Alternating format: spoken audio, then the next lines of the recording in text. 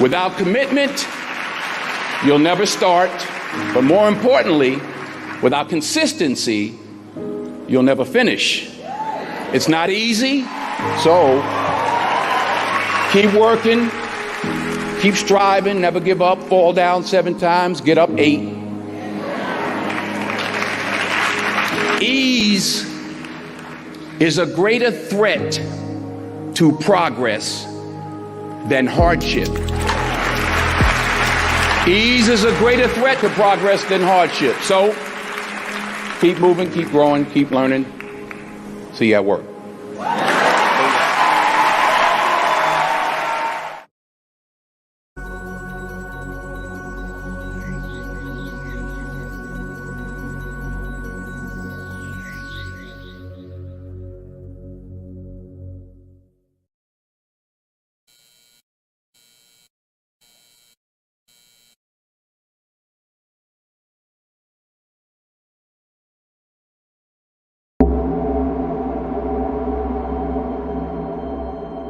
You speak as though I have conquered death. I live death every day.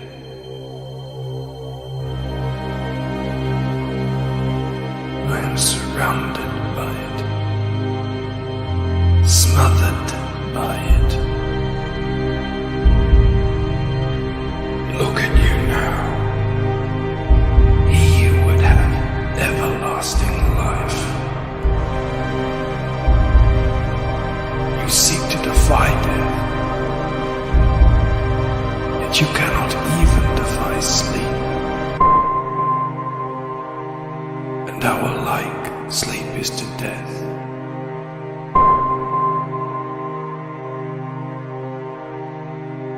It is a painted death.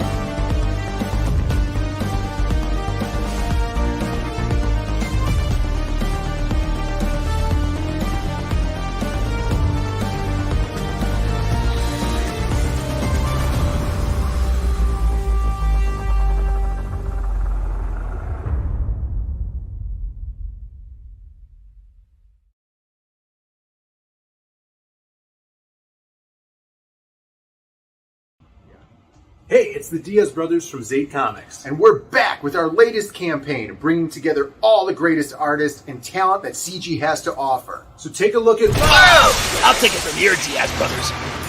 What up, people? It's your boy, Mr. CG. Allow me to be your tour guide on the biggest, bounciest beach party book in CG history. CG Vacation! We got bodacious beach spots springing up from the biggest properties in indie comics. Baby, you don't need those guns when you got these guns, you know what I'm saying? Featuring art from the industry's heavy hitters, as well as the best new CG talent. I'm talking Dale Keown, Billy Tucci, Auntie Bear, Shafted Jenny, Rennie Draws, and many more, rubbing ink on hot properties you love, like Pit, Sheep, First Man, Sovereign Wolf, Cyber Frog, Shanu, the Lucent, Downcast. I could go on and on. And I will. We got Andy Smith, Kelsey Shannon, PTP, Kaylee, Lil Presti, Monster MD, Rage Tully, Graveyard Shift. Yo, on CG Beach, we even got the weebs covered. Or, uncovered.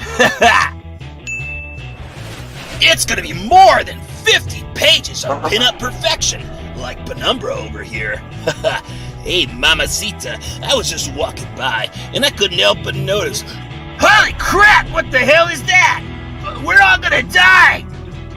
Why are you posing right now? So what are you waiting for? Take a little break and get away with all your faves. You know you deserve it. Back CG Vacation on Indiegogo today. Later, gang. We got Dahl, Robertson, Joe Ball, Sontag, Miriam Diaz, Lawless, Bancroft, Romero, McMahon, Dalton, Casanova. Just too many to mention, dude.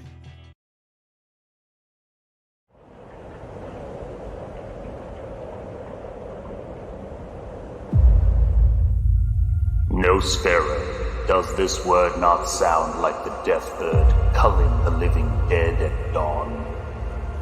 It is the name both ghouls and demons dare not say, for they know it means death for the undead.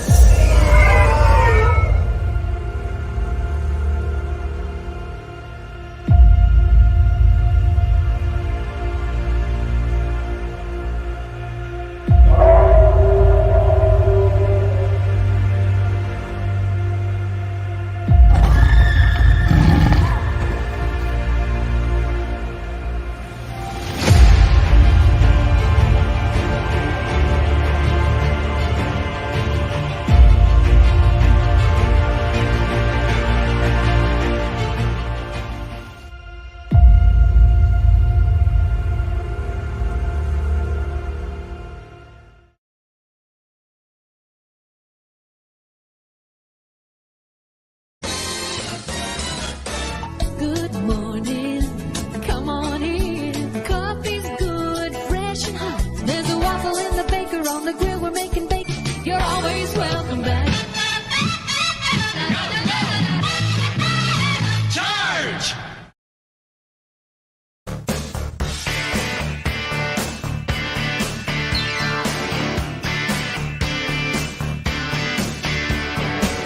There's a fire beneath my skin. There's a fever that makes me ill. Gotta love the love that kills. I got 24 hours to live. Come back. I'm down on my knees. Come back. I'm begging you, please.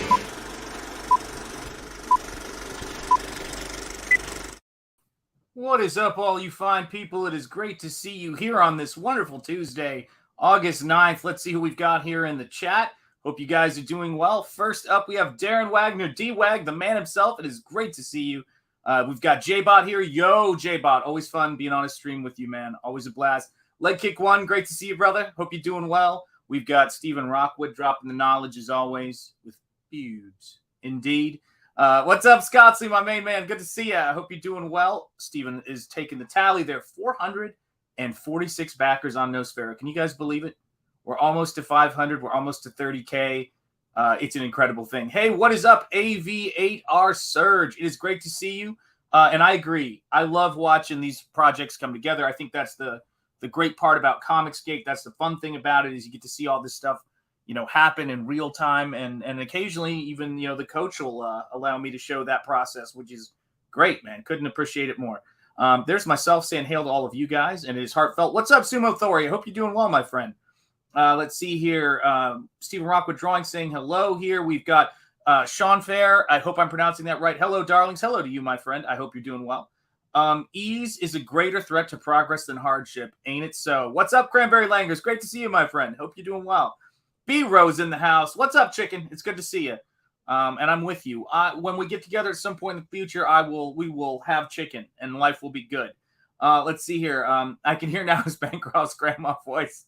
What's up, everybody? Cranberry Langers lurking in the shadows. Let's see what else we got here. Odin, good to see you, Odin. How you doing, my man? Great to see you. Always have fun when I stream with you guys. And indeed, man, indeed.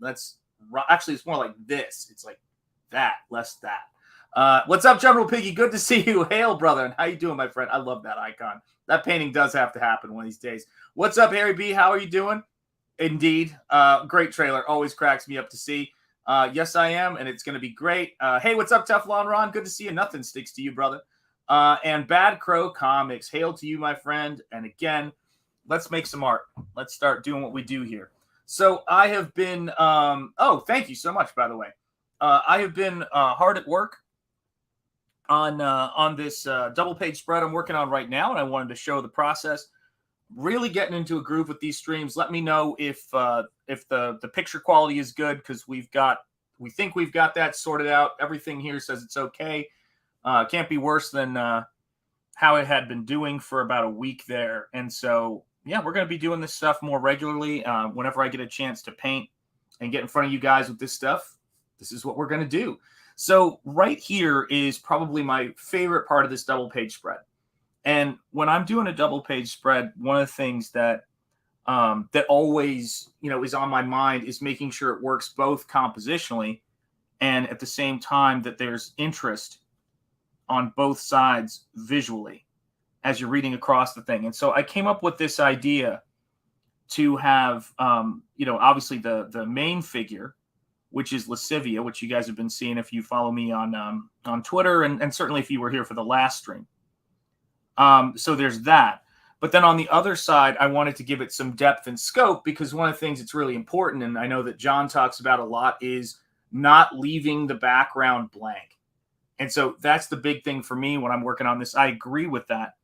And so I wanted to have this kind of almost King Kong-esque sacrifice, but with a huge kind of Cthulhu-esque Kong or I should say, more like a, what's it called? Shoot, I'm totally blanking on the character. Oh my God, how can I get this so wrong? Walking and chewing gum at the same time. The main creature that they worship in the Shadow over Innsmouth, and that is the subject of a Dagon. That took me way too long. So a little bit more Dagon Kong with this, maybe that's the way to view it. So we'll see how it goes. And you can really see when I'm doing this kind of stuff, you can really feel hey, what's up, Timmy Mello? How are you doing, my friend? Great to see you. You can really see, when I'm working on this type of stuff and creatures, you can really see the Mobius influence in my work. I saw Mobius's stuff when I was in college for the first time, and I loved his textures and his noodly kind of wrinkles that he would do on creatures and things he was creating. So that's a big part of what you're seeing right here.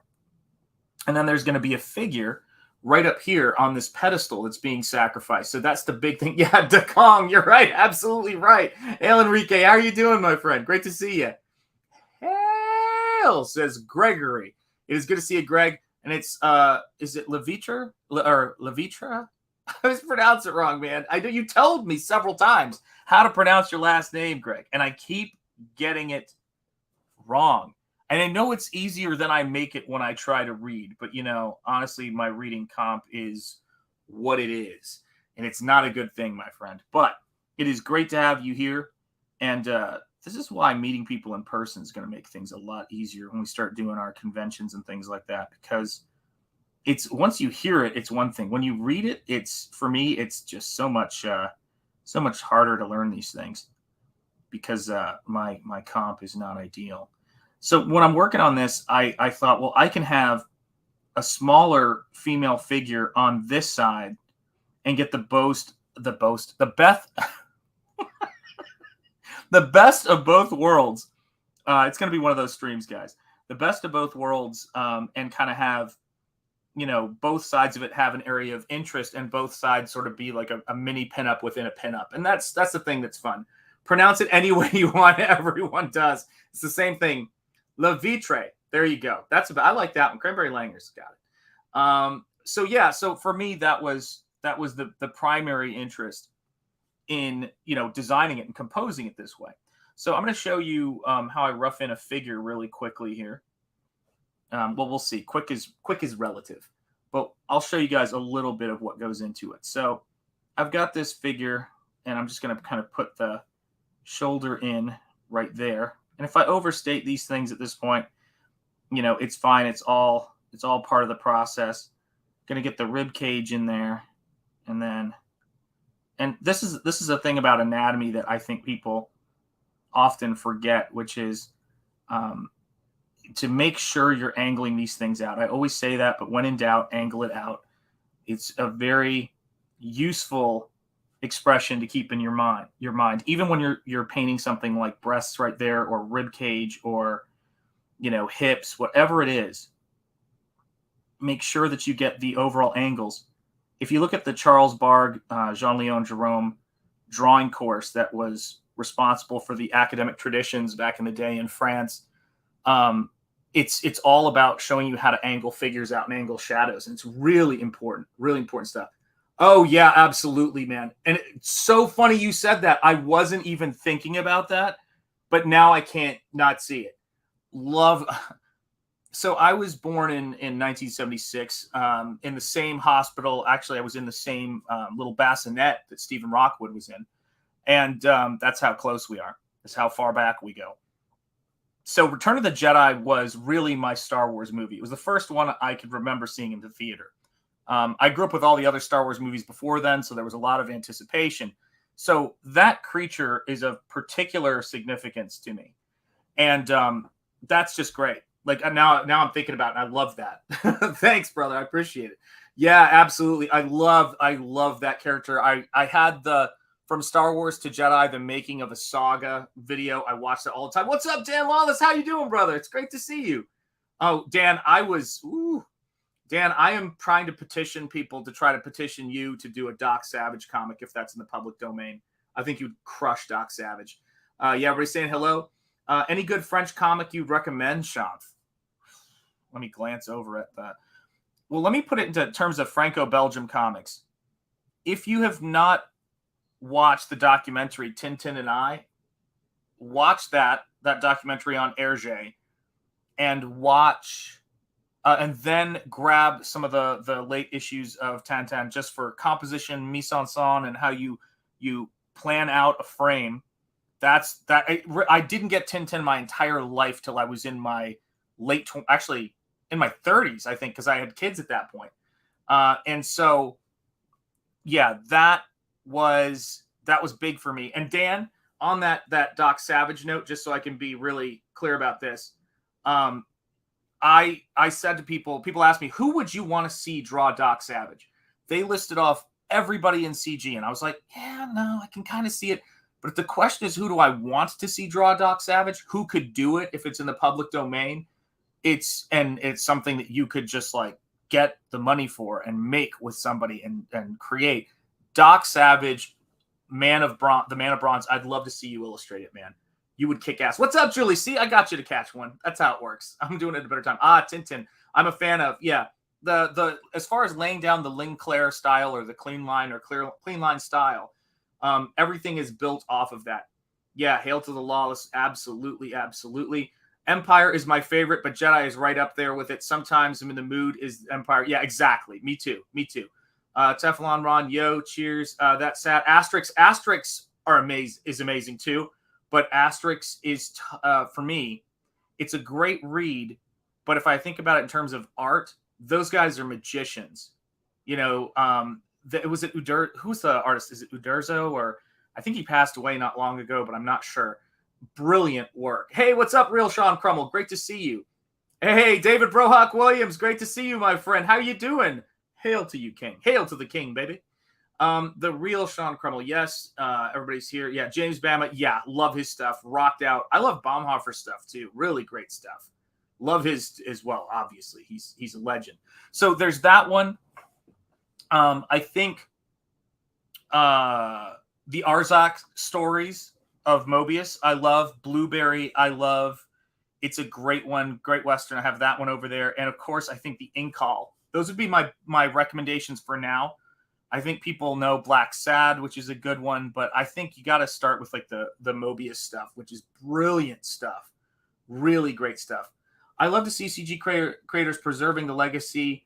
Public domains, yeah, I do too. We know the mainstream is deconstructing them, so we're the ones to reconstruct them. I have a Conan book in the works. Yeah, guys, I really wanted to create something that was, how do I word it? I had the bug to create something that was my own for this or for my comics. It's just a big thing for me. I don't mind working on, doing pinups and things of other people's stuff. And I certainly don't mind. I'm going to be doing a shadow head sketch for Aldous, who backed at the watercolor / painted head sketch level, which is actually what was it at that time? I don't know.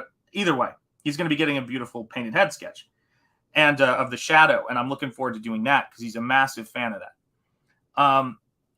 But it's crazy to me that these characters are available because sometimes I think that, I just got in the mail yesterday because it's still available. You can still order the repros of it. I just got a hard copy of The Man of Bronze, and that's the Baumhofer illustration of Doc Savage on the cover. Love this stuff. It's a great read. You can listen to a AI read audiobook of it on YouTube, so hopefully there's a way to get a better version of it. But these are great stories. These are great characters. And I just keep thinking of things that can be done with them if we choose to step up. People always talk about Doc Savage as being the influence for Superman. The fact that he had, which he was, the fact that he had the Fortress of Solitude and that he had, God, like what didn't he have, frankly?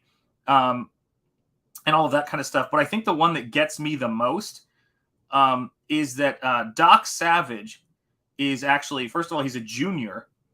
So it's his father and him have the same name. But can people who don't know, like if you don't already know the answer, can you guess what Doc Savage's first name is? It's not Doc. It's blank Savage. What do you think his first name is? Somebody who influenced Superman. What do you got? You've got John. Well, that'd be great because then it'd be like the coach. What do you guys think his first name is? I remember I saw when I read this the first time, I was like, "Are you kidding me?" Oh my gosh, Randy Clark. That's David Brohawk Williams. Clark. It is Clark Savage. Why did you say that name? Stephen Rockwood. That's for you. Yeah, Kent. You'd think, right? So it's Clark Savage. Clark Savage Jr. And that's the thing, Randy Savage. Now that's a comic for another day, and that has to be done as well.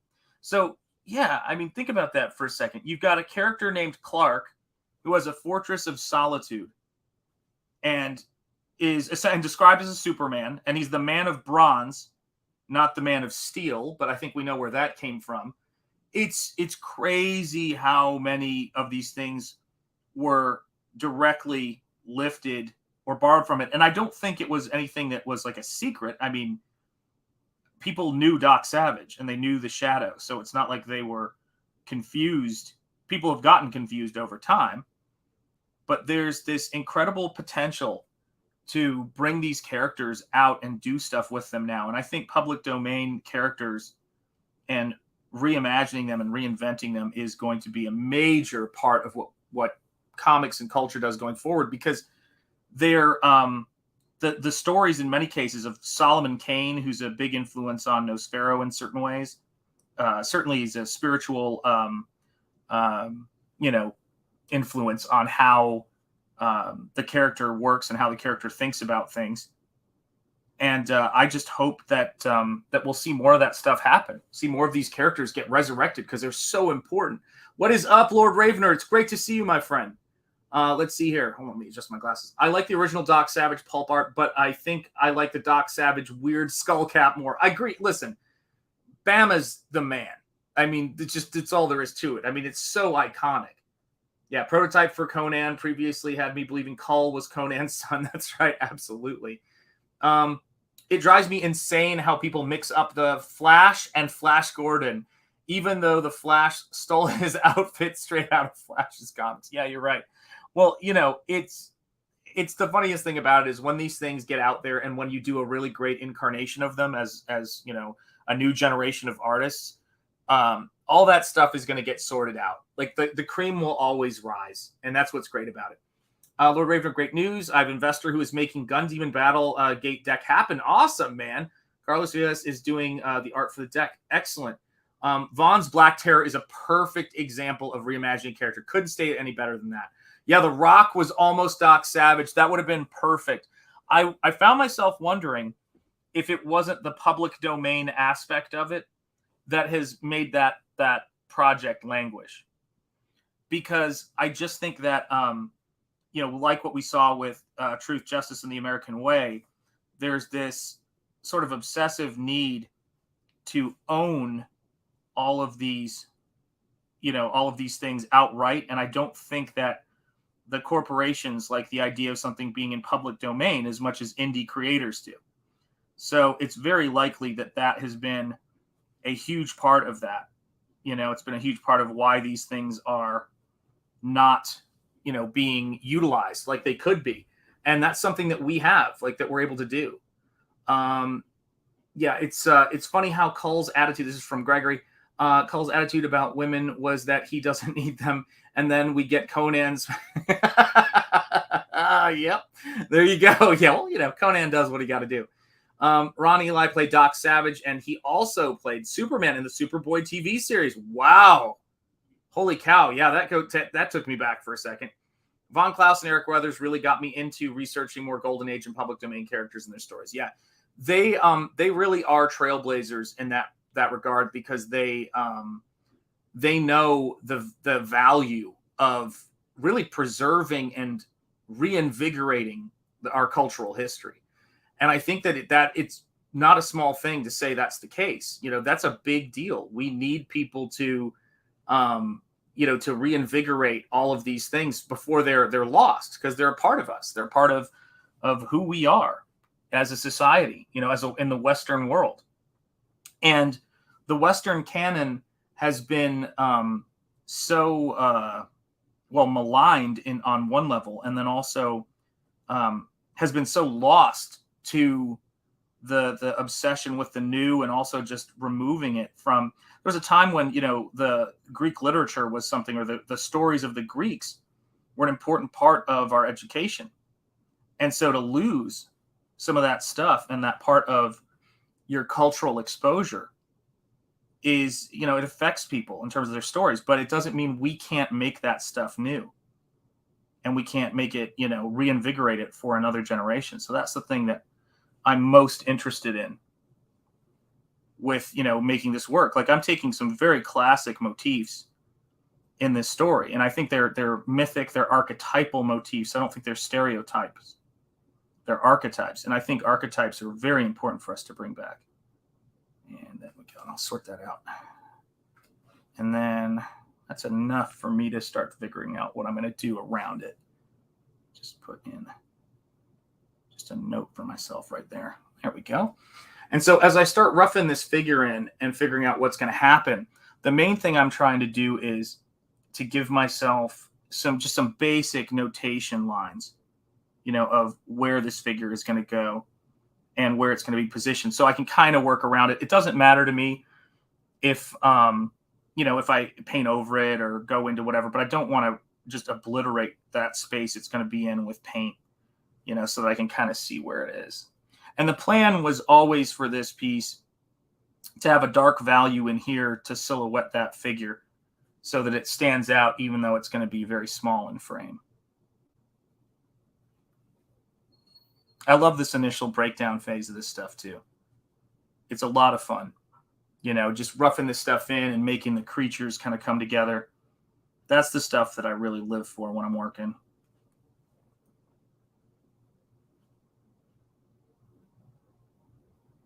There we go. Just kind of getting those values. So, I mean, for me, that's a big part of it. Holy cow, look at all this. I look away for 5 seconds and the chat's going nuts. Just my glasses here. Love watching. Oh, thank you. I appreciate that. Thank you. Let's see here. Oh, I'm sure Cull was getting his.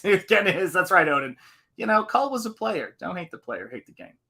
The corporate comic companies' blood-sucking greed hands us indie creators access. Yeah, we're lucky. We are very fortunate right now that if people want to squander their IPs while they're not in the public domain, more power to them. It puts us in a better place. I try to explain it to people, and they're incredulous about it, that this is going on. Like, you explain to them, and they go, "Is that why all this stuff is terrible?" I'm like, "Yeah, it is." No, and the stories are fertile ground for reinvigorating and doing new stories off. Yeah, you're absolutely right. Let's see here. Want to hear a trippy thing about Superman and Lex Luthor? I want it. Let's do it, David. Let's have it. Bite-sized beauty. That's absolutely right, Tommy. Great to see you, my friend. I hope you're doing well. Let's see here. Leg kick 1. Yeah. Hey, I like the blue lurking. Yeah, I love blue paint. It's one of those things. That's my favorite colors, that Parrish blue. Maxfield Parrish would use that blue as an underpainting for everything.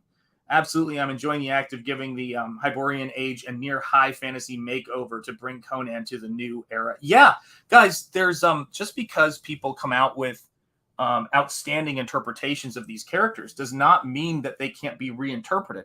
Sometimes it means that it's going to be a while before you get something, really outstanding to come out. Like, I don't think you can really follow Peter Jackson's Lord of the Rings movies anytime soon with more Lord of the Rings, though people will try, because it's too iconic at this point. Like, it's a part of people's memory. It captured the time. It captured a lot of people's imaginations when it came out. I know that my wife told me stories about students of hers who started reading and getting into a love of reading books by watching those movies and then going and getting Lord of the Rings books. So that's a special thing. That's like lightning in a bottle. Doc Savage, though, hasn't really had a really great adaptation in a while. And the same thing goes with The Shadow. The Shadow could be so cool. Yes, what this trippy thing about Lex and Superman. That's right. See that? David just dropped that and he walked. He was like, "I'm not going to tell you now. Deal with it, folks." And Back, Truth, Justice, American Way. That book is amazing. Huge campaign. 6 figures. Awesome. I never doubted it. Doing just exceptionally well. You've got David Brohawk Williams on pencils. You have got Gary Martin, the master prankster, and really a true throwback in terms of his skills with a brush. As an inker, he is a master. He's inking the book. And then, of course, you've got my brother, Gabe L-Type, doing the colors on it. It's going to be fantastic. Absolutely fantastic. Yeah. Lex, there you go, Lexi. Lexi's different. That's a different one. Jules Verne and Tolkien. Amen. Yeah. Verne could definitely use some, could definitely benefit from getting some reimaginings. I actually think that the character of Nemo and 20,000 Leagues Under the Sea is some really ripe ground. I remember when, Alan Moore did his thing with those characters, the League of Extraordinary Gentlemen. But I think that if it was to be played, even, more try to get an audience of today to get into it, not just an older comic book audience, you could do some crazy good stuff with that. Really could do some outstanding stuff. There we go. We're getting there. All right, let's see what else we've got. Kal-El means strong with God, and Lex backwards means without God. Wow. Holy cow. That is crazy. XL. Got it. Holy cow. That is brilliant, dude. Doc Savage would be good for the Fantastic Four style exploration stories. Yeah, I mean, the fact that they were the fabulous Five, as they come to be known, That's great, man. I'm looking forward to reading Truth, Justice, American Way. Me too. Williams, yep. And the name Superman came from Ubermensch. Well, and that was actually Doc Savage was referred to as a Superman too as well. He was referred to as the Superman. Let's see. Funny you say that. Have you seen the Mezco take on Nemo? I don't think I have yet, but I did see the Mezco take on Solomon Kane, and it's breathtaking. Yes, I love the League of Extraordinary Gentlemen. I wish they had done a second one. I know they were planning for a sequel. Yeah, it would have had to have been. I know you guys know this, but it would have had to have been a bigger success.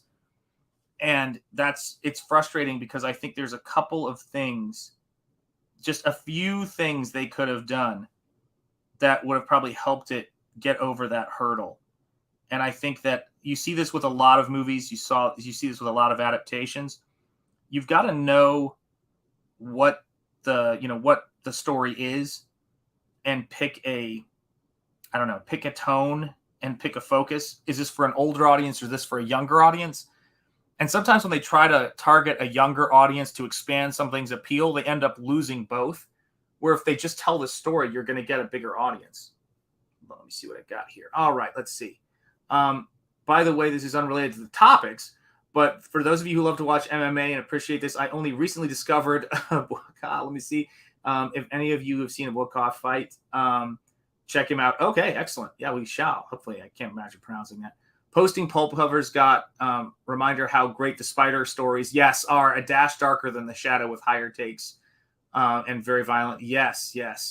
With higher stakes. I know what you meant. Higher stakes, yeah. Corporate comic companies wokeness discard. Yeah, they do. They discard gems like Truth, Justice, American Way. The Thing and Doc Savage teaming up. Marvel team up. Yeah, there you go. Hi, Dan Lawless. That's true. Study MMA to learn, draw, write dynamic fight scenes. Yeah, I watch MMA for the joy of it, but I also like fighting and stand-up comedy because, like comics and like art, when you are just going straight to the audience and you're not jumping through, the bureaucratic corporate hurdles, you can't fake it. You either are able to beat the guy or you're not able to beat the guy in a fight. You're either able to make the audience laugh or you're not. There is no arguing with the results of that. And I guess you could say it's the same in comics. No matter what people try, you're either selling comics or you're not. And that's the thing that has always kind of fascinated me about this is as I've done my Indiegogo projects and my books, that it's a very rewarding thing to see people respond to what you're doing in a real way. I've done it for a long time, but it's the same thing with backing people's books and buying books that I'm passionate about. But it's a wild thing to put your stuff out there and find that audience. And that's what those first two art books were about, man. It was crazy times. But I will tell you this, hold fast, because just like with everything, when it gets bigger, it gets more successful, or people start talking about it too much in a good way. It's great that we're talking about it. Let me be super clear. But if you don't think that woke is coming for Pulp, you're not quite prepared yet. That's why I'm like, we need to do great stuff with these characters, because Pulp is going to be the problematic reimaginings of Pulp. Pulp is so problematic. Let's reimagine it. They're coming. Rest assured. Absolutely rest assured. Yeah, let's see. Hi, Dan Lawless. Well, the creators of Superman were Jews. They know. Yeah, they would know such things. Yeah, absolutely. I mean, it's a Jewish immigrant story. So is the story of Universal Studios and Universal Pictures, And so that's something I would encourage everybody to be aware of when people are talking about what this stuff is. Yeah, Superman is a Jewish allegory of immigrants coming to America. It was a love letter to America from Jewish Americans. Well, and that's the story, isn't it? The story that they tell us that's BS is that, the American comic industry, that everything was created by, white men, let's say, in air quotes, which, first of all, if it was, what would that matter, for starters? But let's put that to one side. It's actually been the result of a lot of collaborations, and some groups probably more represented than others. But when I hear people talk about different things, I'm like, do you guys know anything about George Harriman, the creator of Crazy Cat? Probably one of the most important comics and cartoon strips for influencing the comic book language. It's crazy. They don't know this stuff, and it's nuts. Hang on, I gotta grab a book and another brush from the other room. So talk amongst yourselves.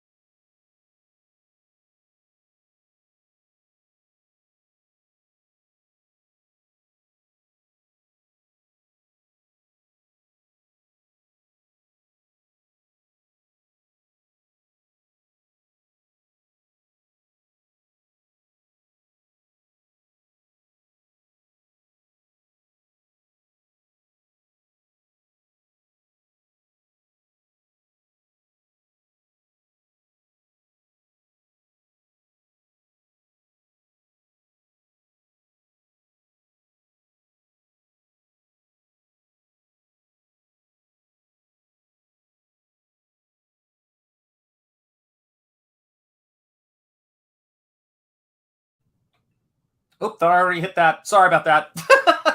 wasn't a copyright strike. Don't worry, we're fine. But I wanted to grab this book while I grabbed another brush, so people know who might not know in the chat. Can you guys hear me? Am I back? Who don't know in the chat what we're talking about when we talk about Doc Savage's incarnation by the great James Bama. This is the artwork. This is the stuff we're talking about. So there you go. Hang on a second. Grab that door. There we go. Hopefully that wasn't too loud for you. So here we are. So when I'm working on this stuff, this is the biggest thing I would say when you're looking at this is I'm trying to bring in Conan, the Phantom. Hey, what's up, Duarte? Great to see you. Thank you, Cranberry Langers. Yeah, I love that stuff, man. I love James Bama's stuff.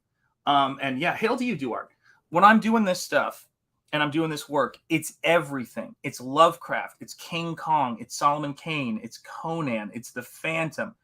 But it's all being walked through whatever that Shanth filter is. And it's a love of comics. It's Todd McFarlane. It's Frank Frazetta. It's Mobius. It's all of this stuff that I came up with and that I'm passionate about.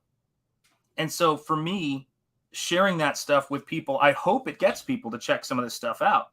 You know, I had a big, David Williams has got me thinking when he was talking about, there's something people might not know about Superman and, Lex and Kal-El and their names and that meaning.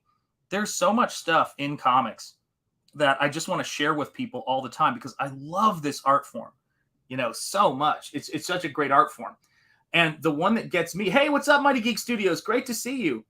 Oh, good afternoon, indeed. Yes, take care, my friend, if you got to head out. It's great to see you. So is that I just was realizing that for those of you guys that are fans of The Rocketeer, what is the driving sort of narrative force between the first Rocketeer story and the New York Adventure? Can any of you guys tell me who the two driving background characters are of the first Rocketeer story, or who the character is who's the driving force in the background of the first Rocketeer story, and who the character is that's the driving force of the second Rocketeer story? Anybody know? This is something that really got me. I was like, what? Like, I knew it like from the start, but like when I really realized it, I went, what would a third story have been like then in the Rocketeer? Who have we got? If you're going to do a Phantom comic, look up the first 10 Phantom stories. Yep, got those over there. Love that stuff, by the way. We need some great Phantom stuff. So what do you guys got for the Rocketeer as the driving background character of the first story? And then the driving background character of the second story. There's a lot of cinema nods and things like that, but there's some pretty big nods. Yeah. The Phantom isn't public domain, unfortunately. I know it is kind of frustrating. So for people wondering, or who haven't read The Rocketeer yet, which if you haven't read The Rocketeer Dave Stevens stories, they're cheap softcover of it available on Amazon. For heaven's sake, do it. The Rocketeer. So the first story, Cliff discovers a rocket pack, and he doesn't know who the inventor is. He suspects it might be Howard Hughes. They pretty much make that certain in the movie. But the two people who are coming after him, trying to find the rocket pack right there, are two characters, two of Doc Savage's five guys, his five main men on his team. So there you go. You've got Monk over there, and you've got Ham, the dynamic duo of characters. And at the end of the story, you've got the inventor of the rocket pack showing up with lightning quick reflexes, wearing a helmet that has an interesting hair shape to it. That is Doc Savage. So the first story, why the rocket pack is there, and the characters who pretty much close out the first Rocketeer story right before they're talking to Peavy at the last bit, are the two are Monk and Ham from Doc Savage. That's who those characters are, which I love. When you get to the second story, the character that comes to Cliff's aid when he gets in a fist fight trying to talk to Betty in New York is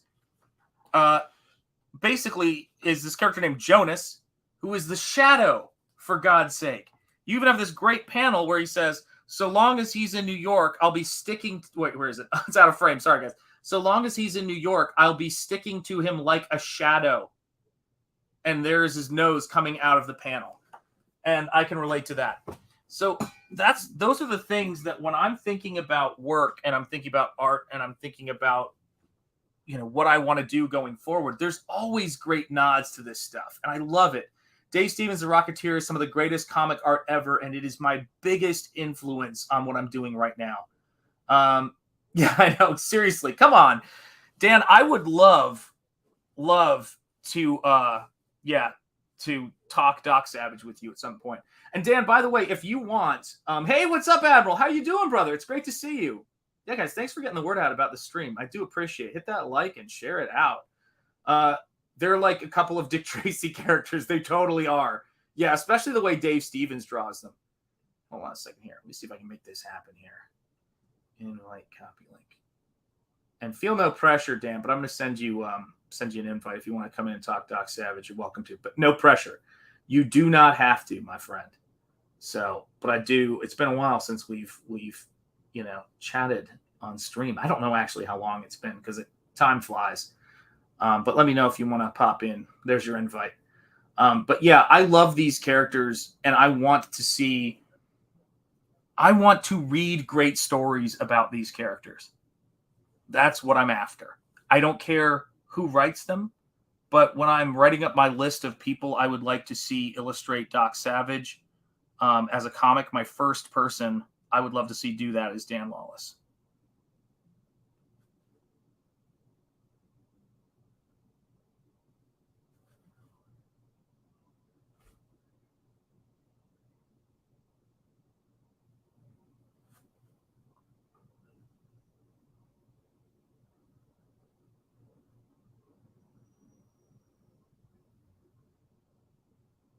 There we go.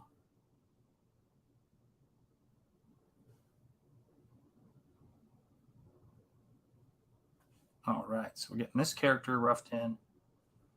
And then it gets to be creature madness and creature fun, which is really, that pretty much sums up Nosfero in a nutshell. Is it's a lot of kind of gothic creature stuff. And then it's going to be, and the superhero stuff. I mean, he's very much the Phantom of the supernatural in so many ways. You might as well, being Dan, I hear talk shop. Yeah, that's right. Yeah, I'd love to bring Dan in. He's great. Like, we always just have a good time. It just depends on what he's up to. The suspected inventor of the rocket pack are Howard Hughes, and I forgot the other suspect. Yeah, they say, Peavy goes, I know who you are, who your boss is. Your boss is Howard Hughes. And they even kind of look at each other and wink and kind of make a joke about it, which is so great. almost every story begins with Conan breaking into some tower or castle to rob them. Yeah, it starts out in the middle of the action. And I love that. That's actually funny enough. If you want to know where the Pulp roots and the Conan roots are to Nosfero, yeah, the story starts out with him in mid-battle trying to rescue a damsel in distress. And it goes into a bigger story. She's not a nameless character, but she's a character who's going to be... move that over a little bit, guys. Try to get a better angle here. Hang on. I have to force it sometimes. Oh, wow. Holy cow. That's a little bit close, but you move this, move that up, rotate the camera, and there we go. That's a little closer. That's better, right? But when you see that, when you see the character and you see, you know, that she's more than that, that's fine. But the bigger part of it is I want it to start with that kind of opening action sequence. There we go. Now we're going. The angle of the camera and the angle of how you hold your hand is such an important part of this. You know, it's like sometimes it takes me a while to get into a groove, you know, when I go to stream, because I'm holding things a little bit off of what I normally would if I'm just drawing. But as you guys can see, you know, it's a work in progress. We're getting used to this stuff, getting used to this whole streaming thing. I also start Gun Demon out in the middle of the battle. Yeah, guys, it's a fun way to start. And thank you, Admiral. I appreciate you dropping the link, man. The book is doing great, and I couldn't be more grateful for you guys. And I know once people start seeing more of the stuff that's coming out, it's going to get bigger and bigger and bigger. I ended up going with the George Lucas approach. Amen. Yeah, God bless George Lucas. It's got to be tough for him to watch what's happening to his work, his life's work. Who knows the Shadow's real name? Well, I know one of his real names, but I don't know if it's his real name. I know Lamont Cranston, the person he assumes and then, you know, sends elsewhere. Alec Baldwin, that's right. It's his real name. Hail all. I just was watching clips of that movie the other night. What's up, Voyager 47? Great to see you, my friend. Dragon Pisces. Hail, what's up, man? Great to see you. But yeah, I mean, I forget what the origin was that they had in the pulps for his real name. What is his real name? Let us know. Now I want to know what his real name is. Because I know that there was another name they talked about when they got more into him down the way in those pulps. But I would love to see that stuff. You know more of that stuff. I'm trying to catch up on all my pulp reading right now via audiobooks. And Solomon Kane, thank you, Razor Fist, wherever you are, you lovely man, for really giving me some great intros to characters that I wasn't as aware of. I was really introduced to Solomon Kane because of Razor Fist's video on it. Because Conan just overshadowed everything, you know, that R.E. Howard did, you know, with his creative output. I mean, Conan is, you know, was such a pop culture icon when I was coming up. And that's something that I guess is unfortunate in terms of Solomon Kane. But when you've got R.E. Howard, a creator who only lived 30 years creating such iconic characters, it's almost unimaginable to think about, you know, what he was able to accomplish. God rest him, man. What great stuff. Let me see. Yeah, Aquila has 5 more days, guys. Go check that out. Shanth is pulpy. Lord knows. Pulpier by the minute. I have a never-ending stack of books and comics to read. Me too. Isn't life good? Oh, his real name is Kent Allard. Wow. There you have it. Let me see here. Aquila. Oh, yeah, 5 more days on Aquila. Please back it. He blackmailed Lamont Cranston to use his identity. Absolutely right. Yeah, that meeting is so great. It's so chilling. You know, that the guy is wealthy and he's like, I guess you're right. I guess you're right. Better not have my life destroyed. I'll just go on a cruise. He also did Bran Mac Morn, and that's on my endless stack too. God, I know. Bran Mac Morn was, I believe, the stories that John Milius had read of R.E. Howard. I think that was his big R.E. Howard influence. Man, I can't wait for T. John Nosfero. Yeah, Nosfero is... I'm really just having a great time on this project, and I cannot wait to get it in front of you guys. When I storyboarded out basically the last 9 pages was the part where I was trying to figure out exactly how to tell it. Seeing the sketches and then picturing in my head what it's, of course, going to look like when it's done, that's how It's how that process works for me. The layouts, I'm kind of envisioning it beyond the layouts when I draw them. That was a hell of a big week for me. It was because a lot of stuff happened that week in a good way in CG and Comicsgate with artwork. And I don't even know how to describe it. You know, you have these magical sort of, you know, moments come out when you're doing this kind of stuff. And, you know, I've made a lot of big choices and big decisions in the last year on principle.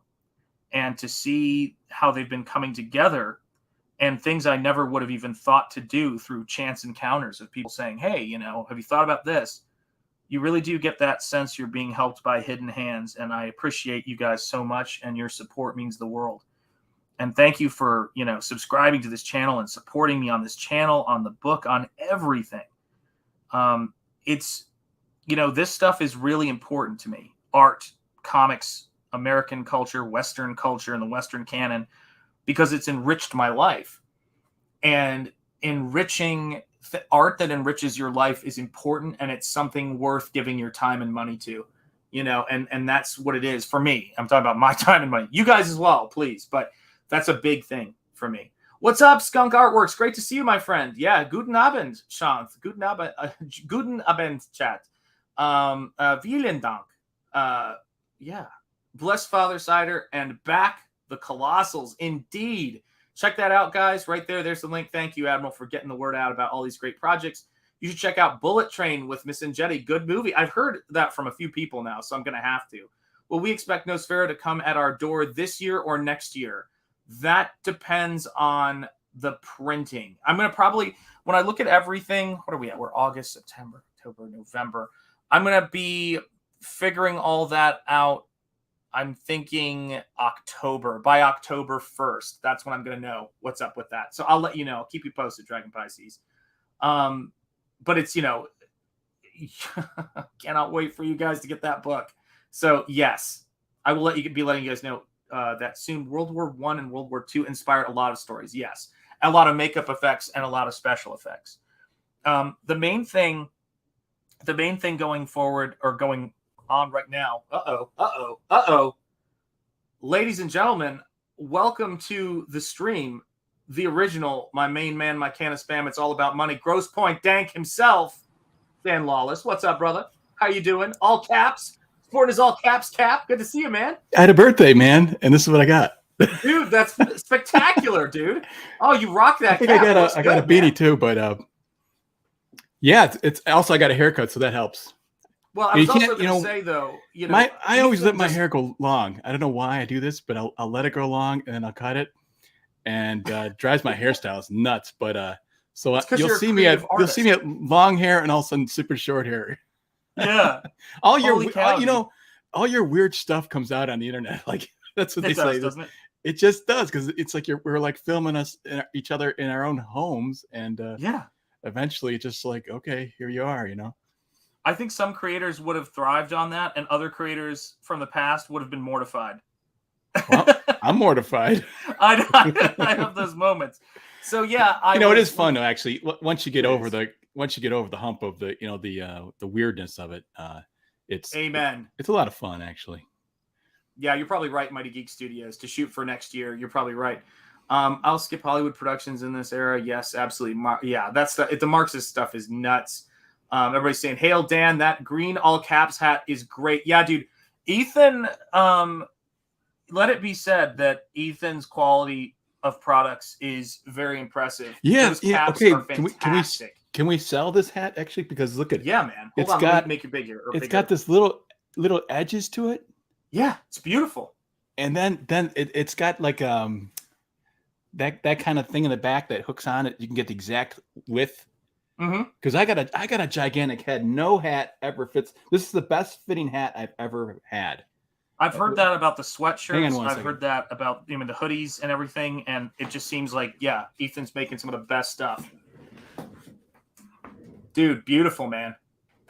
There you go. These guys got to grab the headphones, right? Okay, so this is a normal hat. This is a normal hat for me. Wow. I have to wear the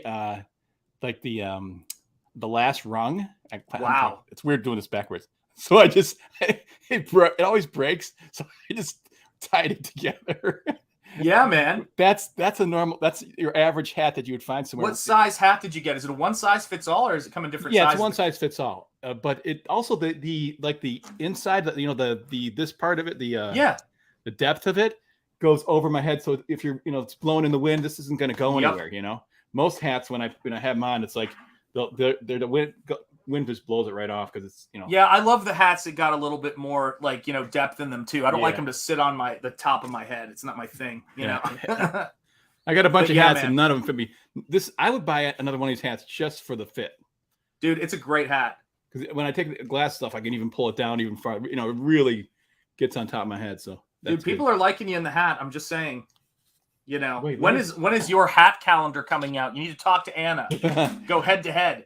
Wait, let's do this is the militant look though. Oh, that looks great, dude. You better watch out, Private. Damn, look out, people. Lawless is lawless. That's the way it is. So talk to me here, man. We talk about Doc Savage. Right. I would need some lawyer to look into how public domain it is. But you got to watch that stream. I should clip that out for you, where people are saying, who would you think in Comicsgate should do Doc Savage? And people are throwing out names. And I like, all the names. The artists are great. But Doc Savage, to me, is a very special character for a style. The art of Doc Savage, the bar is very high. Well, and I was thinking you are the perfect person for it. Well, I'm realistic. I draw realistically. And that's the reason that would work better. Because those, the Bama stuff he's highly realistic, obviously hyper realistic almost. And and so I could come close to it, like as far as the the look of it, and I think that's important. So, but me, I'm an old school guy. It's like I'm not too happy with it. I'm not too happy what happened to comic book art in general. In the 90s and on, I was just like, because you're just showing the Dave Stevens stuff, and every time I see it, it almost breaks my heart because I'm like, where is the Dave Stevens artist of today? It's not like we don't have talent out there. We got tons of talent, but they're copying all these other artists who are stylized art, guys, like Jim Lee, I have to say, but he doesn't really have strong drawing skills as far as anatomy and facial features and stuff. They're copying those mistakes.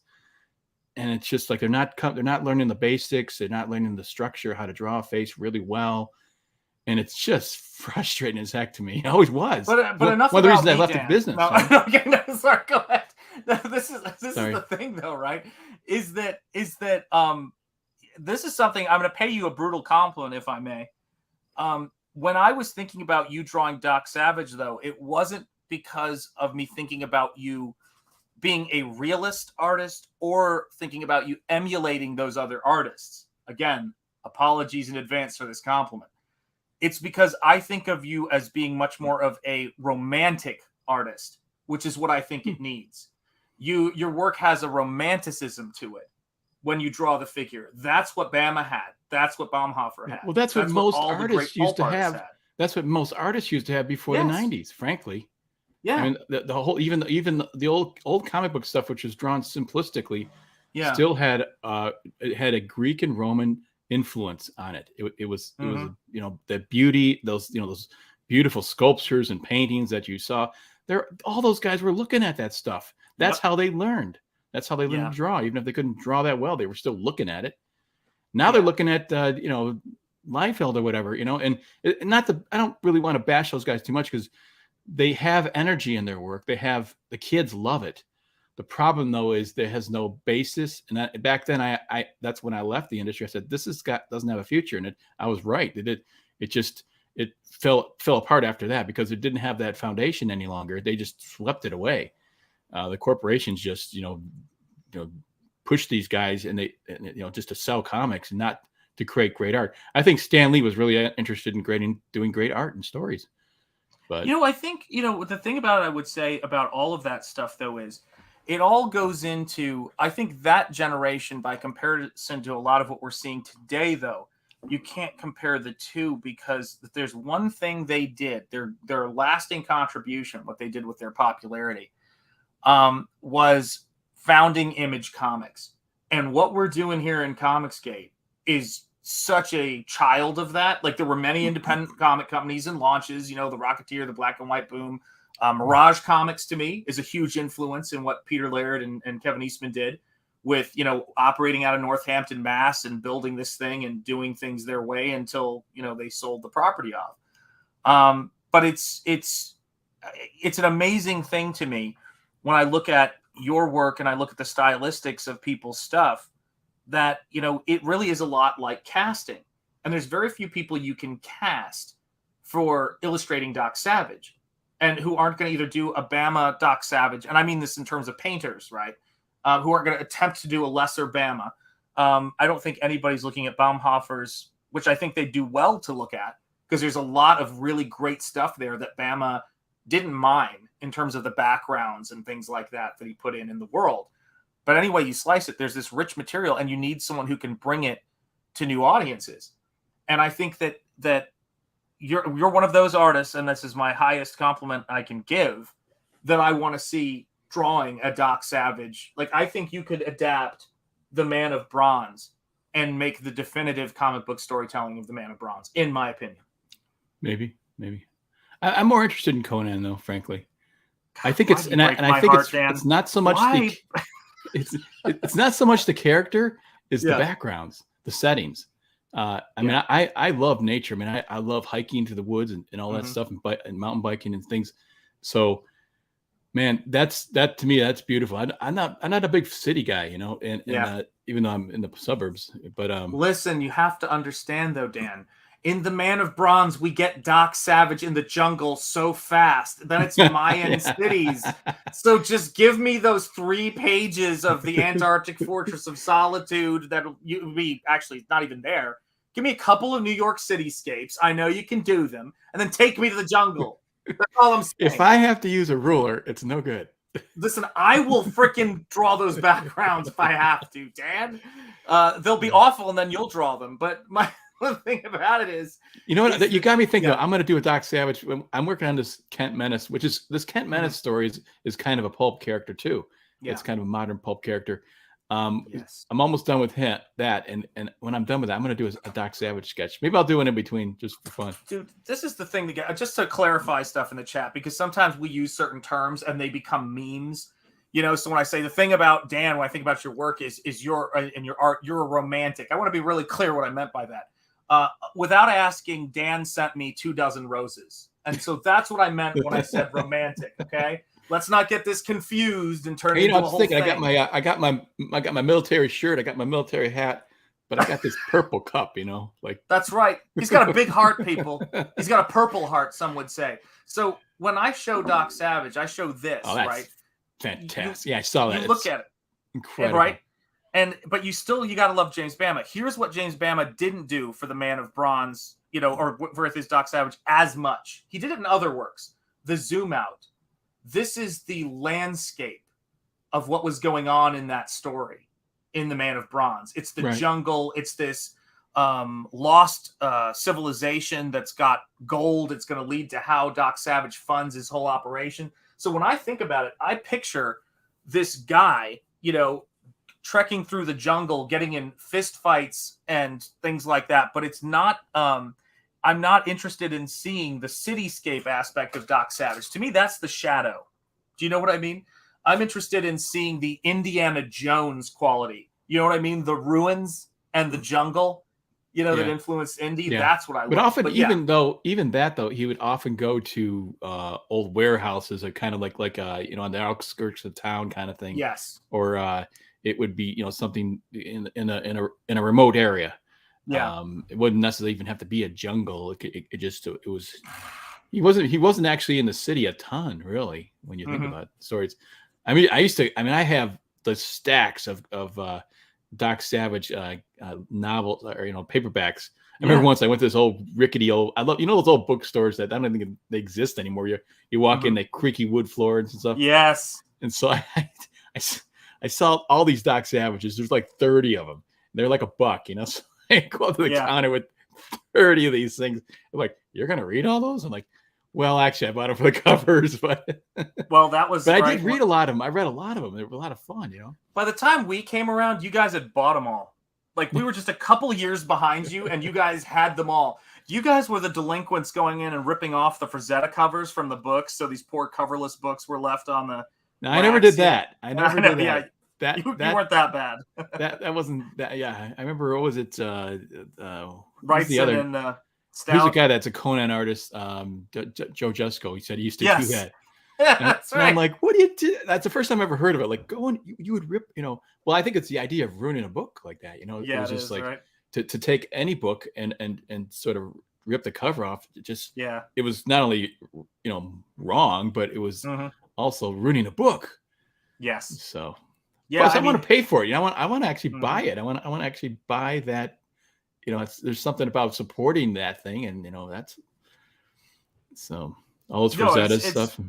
I love Frazetta stuff, but I will tell you this: when Razorfist was interviewing the one of the authors who was instrumental in the Shadow and the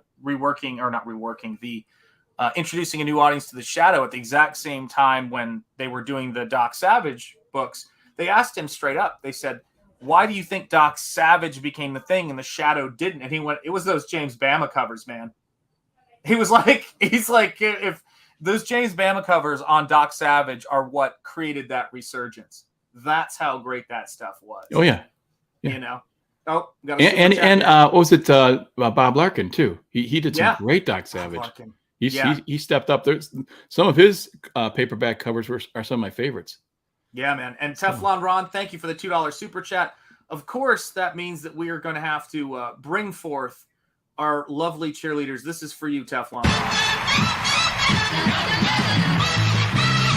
Charge! There you go. Frame by frame, putting the Waffle Lodge logo on them. Hey, was didn't you not actually? Am I wrong? But you did a spooky version of it, didn't you? Yes, I did. Yeah, for the horror show that I do with with my man Vaughn. Yeah, Yeah. the trenches, baby. Because it was funny because I was watching the show and then you put up the cheerleader things. I didn't even really see it. I said, "Hey, you should do a spooky." I typed in, "Hey, you should do a spooky version of that." And then I looked back like, "Oh, you did do a spooky version of it." So Well, Dan, I was talking with someone about this today, and there were two aspects of it I was talking about.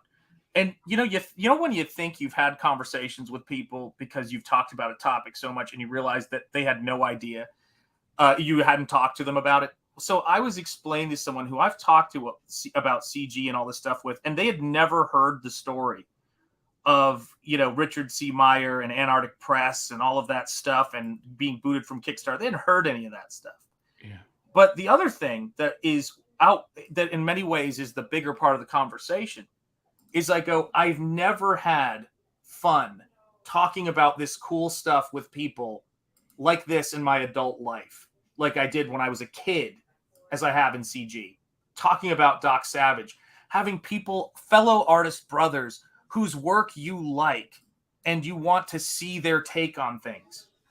Do you know what I mean? That's what the great old days were like. You know what I mean? Like, I want to see a Dave Stevens, The Shadow. I want to see a Mike Kaluta, Rocketeer. I just want to see it. I want to see what it would look like. Wouldn't it be great to see this artist draw this character? I want to see a Frank Frazetta She. You know what I mean? And we got to see those things. yeah. A It makes Jack you wonder. Kirby. Okay, like Billy Tucci said he's going to these shows and stuff. Everybody's coming up to him saying, comic pros coming up to him saying, "We like what you're saying. We can't say anything. We're afraid to."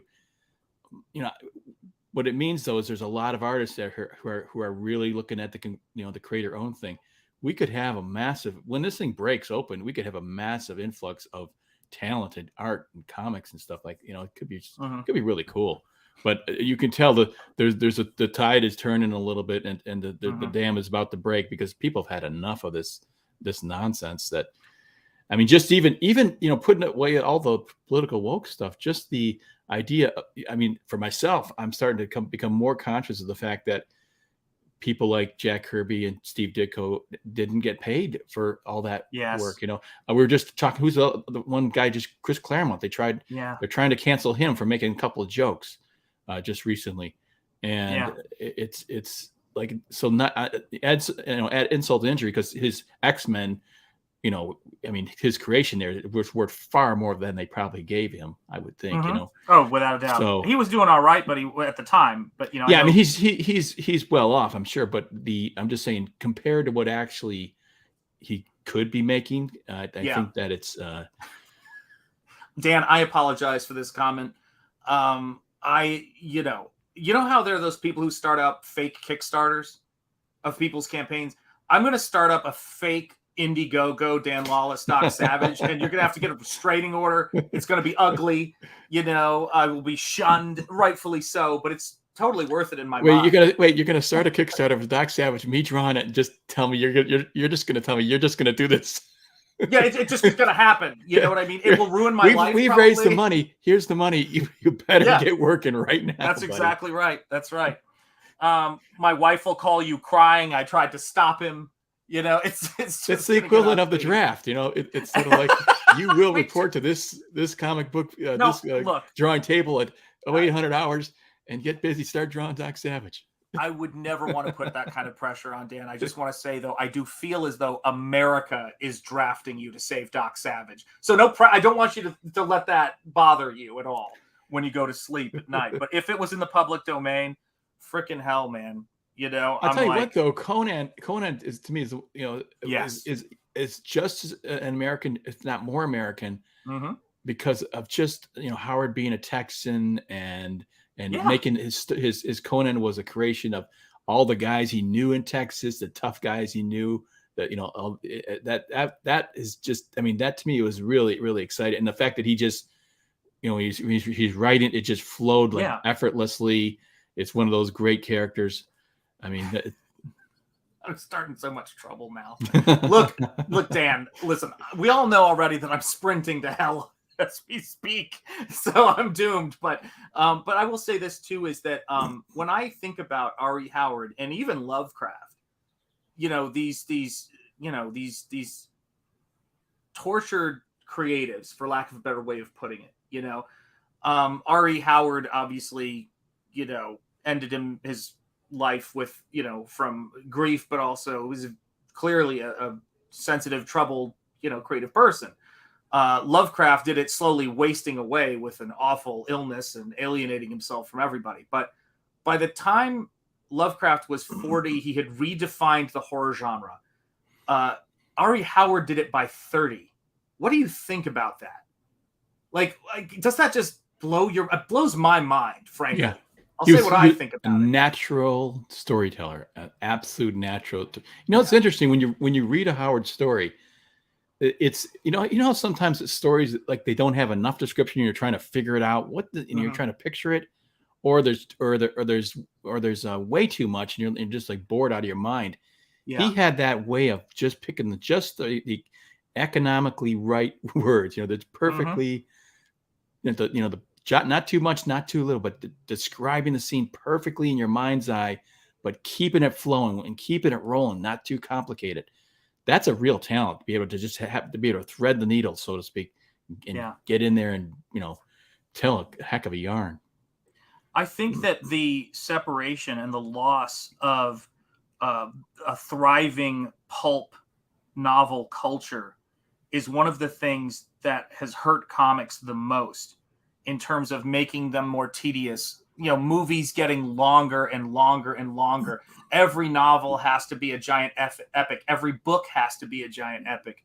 The pulp novels got it done, and they were able to be popular because they were a book you could sit down that would be invigorating and inspiring and just hit you over the head. And it didn't take like your entire, you know, week to read it. It was something that you could sit down with and get lost in. And comics benefited from that so much. I think when you see comics looking to lengthier, bigger books with these, you know, that you get these gigantic interminable arcs and things like that. Sometimes, you know, Nosfero, for me at least, is about trying to tell, it's an intro story, but it's here it is. Here's the world. Here's the resolution. You get the self-contained story. The adventure continues. It's pulp very much in that vein. And I think we're missing it, you know. You know what I miss, even like with Doc Savage, and I think why it strikes a chord with a lot of people, is he's not all screwed up. He doesn't go. They don't put him through the emotional grinder. He's got a little bit of baggage, a little weirdness that makes him do his motivation. But Yeah. in essence, they're pretty psychologically stable characters, all of them. Ham and Monk, and they have fun, playing off each other. But it's like I kind of miss the character who's kind of perfect. And Ditko, Yes. or wait, was it with his Mr. A? He was pretty upset about the rejection of the perfect hero and the iconic hero, and all this embracing of the character with flaws. I mean, I know, Stan Lee kind of was credited to kind of creating the Spider-Man with problems, but Spider-Man didn't necessarily have psychological problems. It was just, he just had low, he didn't have money, he's trying to make money, that kind of stuff. Life. Just life problems. And it was a little more real world, but he was still a solid hero, and he's a good person. The person I credit with that, though, is without a doubt, and I'm sorry, going after, and I love you, Dan, you know this, but going after Rob Liefeld, to me, is low-hanging fruit. Okay? It just is. The guy I go after is Alan Moore. That's the person that I go after. Really? For the deconstruction of the hero. And I know you like Alan Moore. Well, I don't like. I mean, you know what I'm saying, though. Like, I don't necessarily love his work, but what I liked about it is that he was just creative, and he was doing just kind of different things. And I'm not talking about his Swamp Thing, by the way. And I'm not talking about his I'm not talking about his early career stuff. I'm talking about the impact of the Watchmen and the philosophy, the so-called anarchist philosophy he laid out, which he's the furthest thing from an anarchist I can think of. You know what I mean? It's such a bizarre kind of thing when people say that. I'm like going from the comfort of what? Yeah. I didn't like his V. I didn't like his V for Vendetta. Yeah. I didn't like that at all. The problem for me is that when a writer, what he did to the superhero genre and the hero genre, they weren't heroes. It was the idea that joke is so worth it. Past Master Dan, stepping on Liefeld's toes is hard because he doesn't draw toes. For those of you guys missing it, what's up, Ellie? I knew you were wondering what he meant. Double what?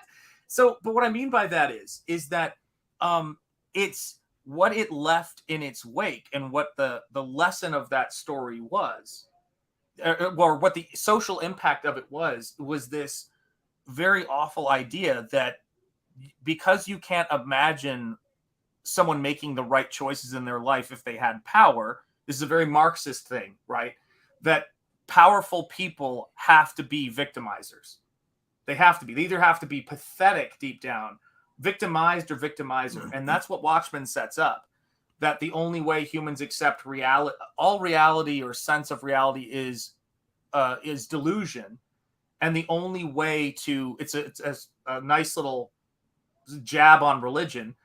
All, collective beliefs come from a fear of a fake threat or a fake consequences.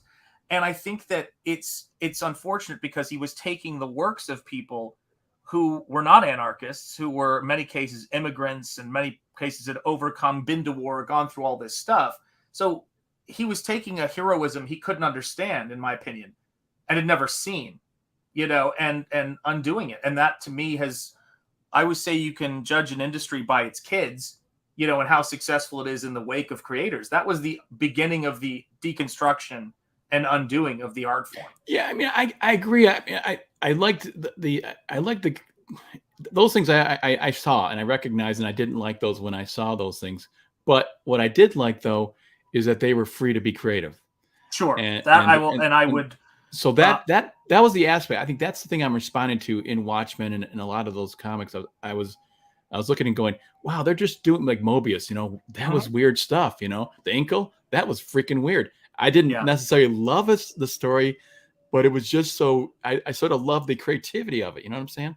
Well, this is the thing, though. This is what differentiates me from, and a lot of other, and us, and all of us, I would say, in this outfit, from other creators. Again, I'm not wild about I've owned the Watchmen.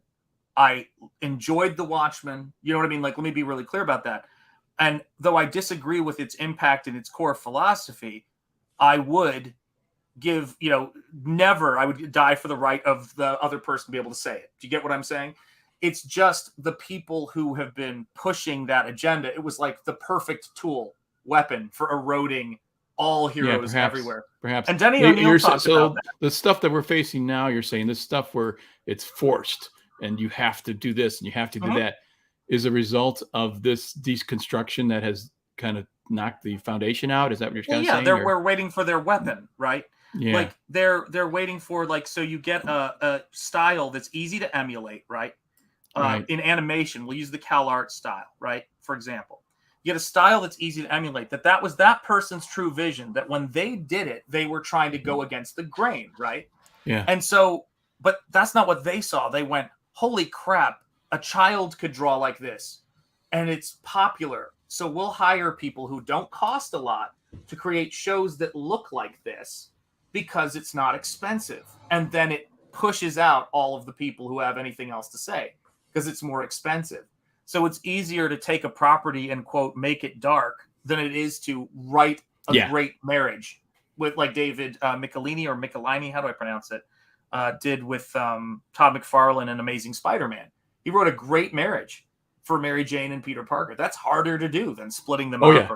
Well, it's always easier to do dark stuff. It's always easier in comedy to do crude and lewd stuff. That's, you know, if somebody's doing crude and lewd, it means they're out of material. That's what it comes down to. They're not being creative because anybody can do it. It's shock stuff, you know. Just throw the shock stuff out there, shock everybody. Oh my gosh, and that's a substitute to doing anything really creative. That's what I think. Yeah. And I think that, you know, he was wise. I will say this for Alan Moore. He was wise to not do it with the existing characters. Oh, he wanted to. Yeah, I know he did initially. And they said, no way, you're not having Batman. So he created Owl, who was like Batman, you know. Yes. And we all knew what he was saying, right? And it's the cynics, the cynics idea of, you know, whenever this is an embarrassing aspect of my my romantic, hopeful nature as an artist. But whenever I'm, you know, need some affirmation about the universe, which there's a lot to be found. Let me be clear. I don't want to act like I'm always like struggling in the dark looking for it. I'll look at those adult children's presenting the parent who raised them with adoption papers, wanting to be legally adopted as adults by the person that raised them, whether it's a stepfather or anything else, and watching these, you know, in many cases it's quite painful to watch these grown men. Some of them look like, you know, they could eat a beer can, let alone crush it on their forehead, and they just come to pieces.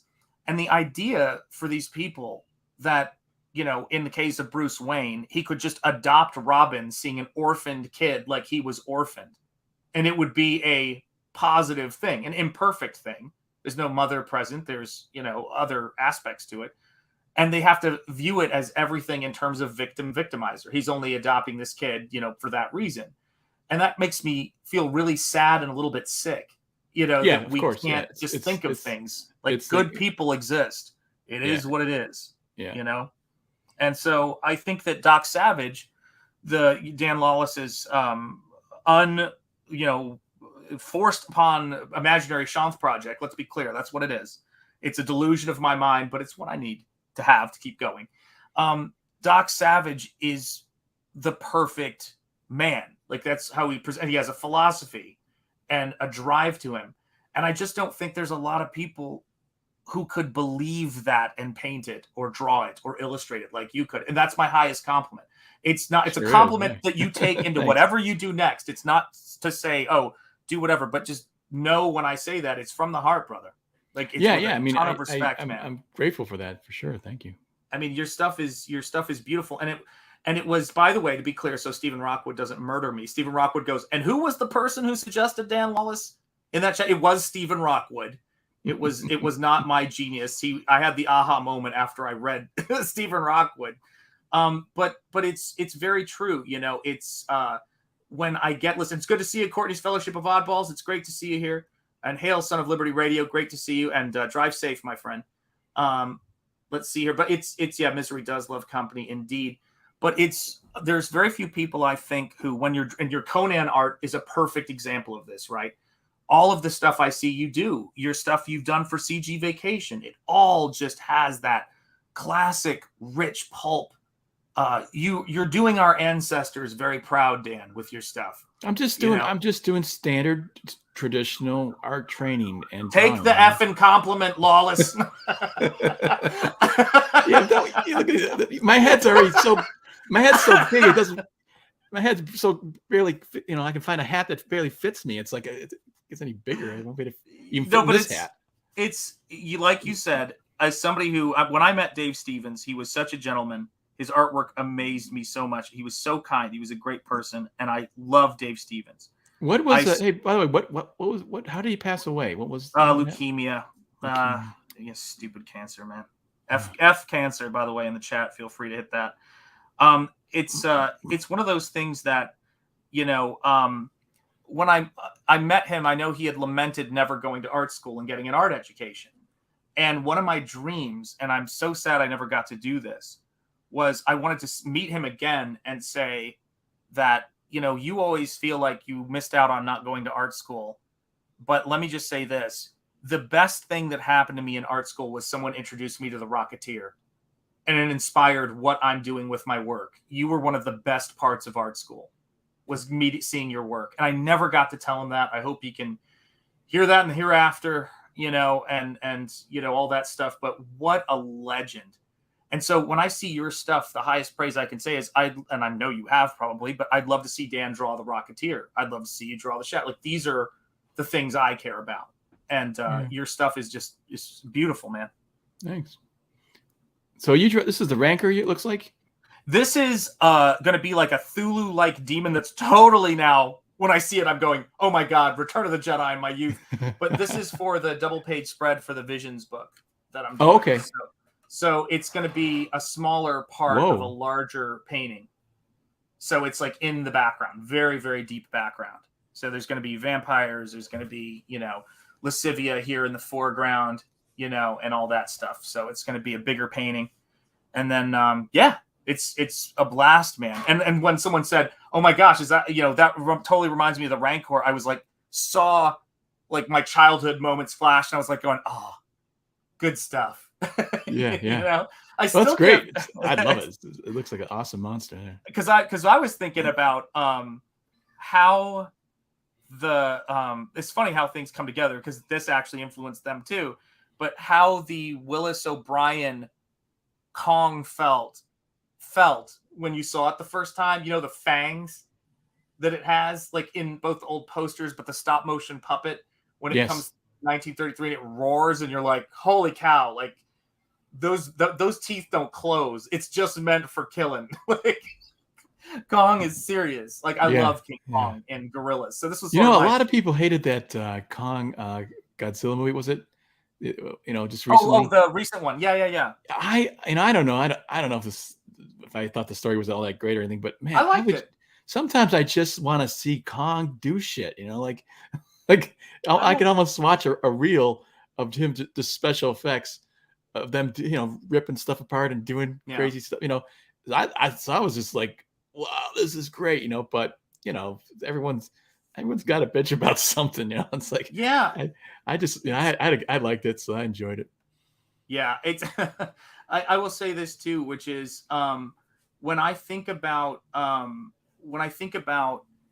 that movie, the thing that really got me about it was, especially with what we know about apes now, I love the sign language part of it, and I love they got a girl who was, I think, second or third generation deaf mute to actually be the actress who did the signing, with Kong. So she was actually, a deaf mute. And I thought that there was something so charming about that relationship. It was another kind of Beauty and the Beast story. Do you know what I mean? Like a childlike kid who can connect to the behemoth. And any of us with daughters who we would kill for know what it's like when your child's in trouble are going to respond to that. I saw him like a big dad in that movie. I rather liked that, Indeed. F Danny. Oh, I mean F Cancer. Amen. Yeah, like a sympathetic villain, but not as far as I think, and that's the thing. I think the moral relativism, where in all of current pop culture they have to try to rewrite villains so they were good people, is a totally different thing than a sympathetic villain. That's a more complicated, well-crafted thing. They're still the villain, but you get it. Yeah, it's not true Godzilla unless he has the iconic roar. Amen. Yeah. You know? Sean's making a lot of points about just this. It's interesting to talk about the hero and the evilness of some of these heroes. And I think that's got something to do with, when you're fighting, you kind of get a little bit mad, you get a little bit angry, you know what I mean? You get a little bit, and that's sort of, maybe that's part of what attracts people to the dark hero. I mean, it's sort of a determination, an animal are, like a Conan type, you're furious, you're gonna fight the bad guy. Sometimes you got to get a little bit angry to do that. You can't just meander. Can't be weak. Yeah. Can't So be weak I'm saying some of the weaknesses is the ferocity and you're pissed off, and so that it translates. The dark characters are kind of like that. I think that the reflection of the person's willpower to defeat the bad guy.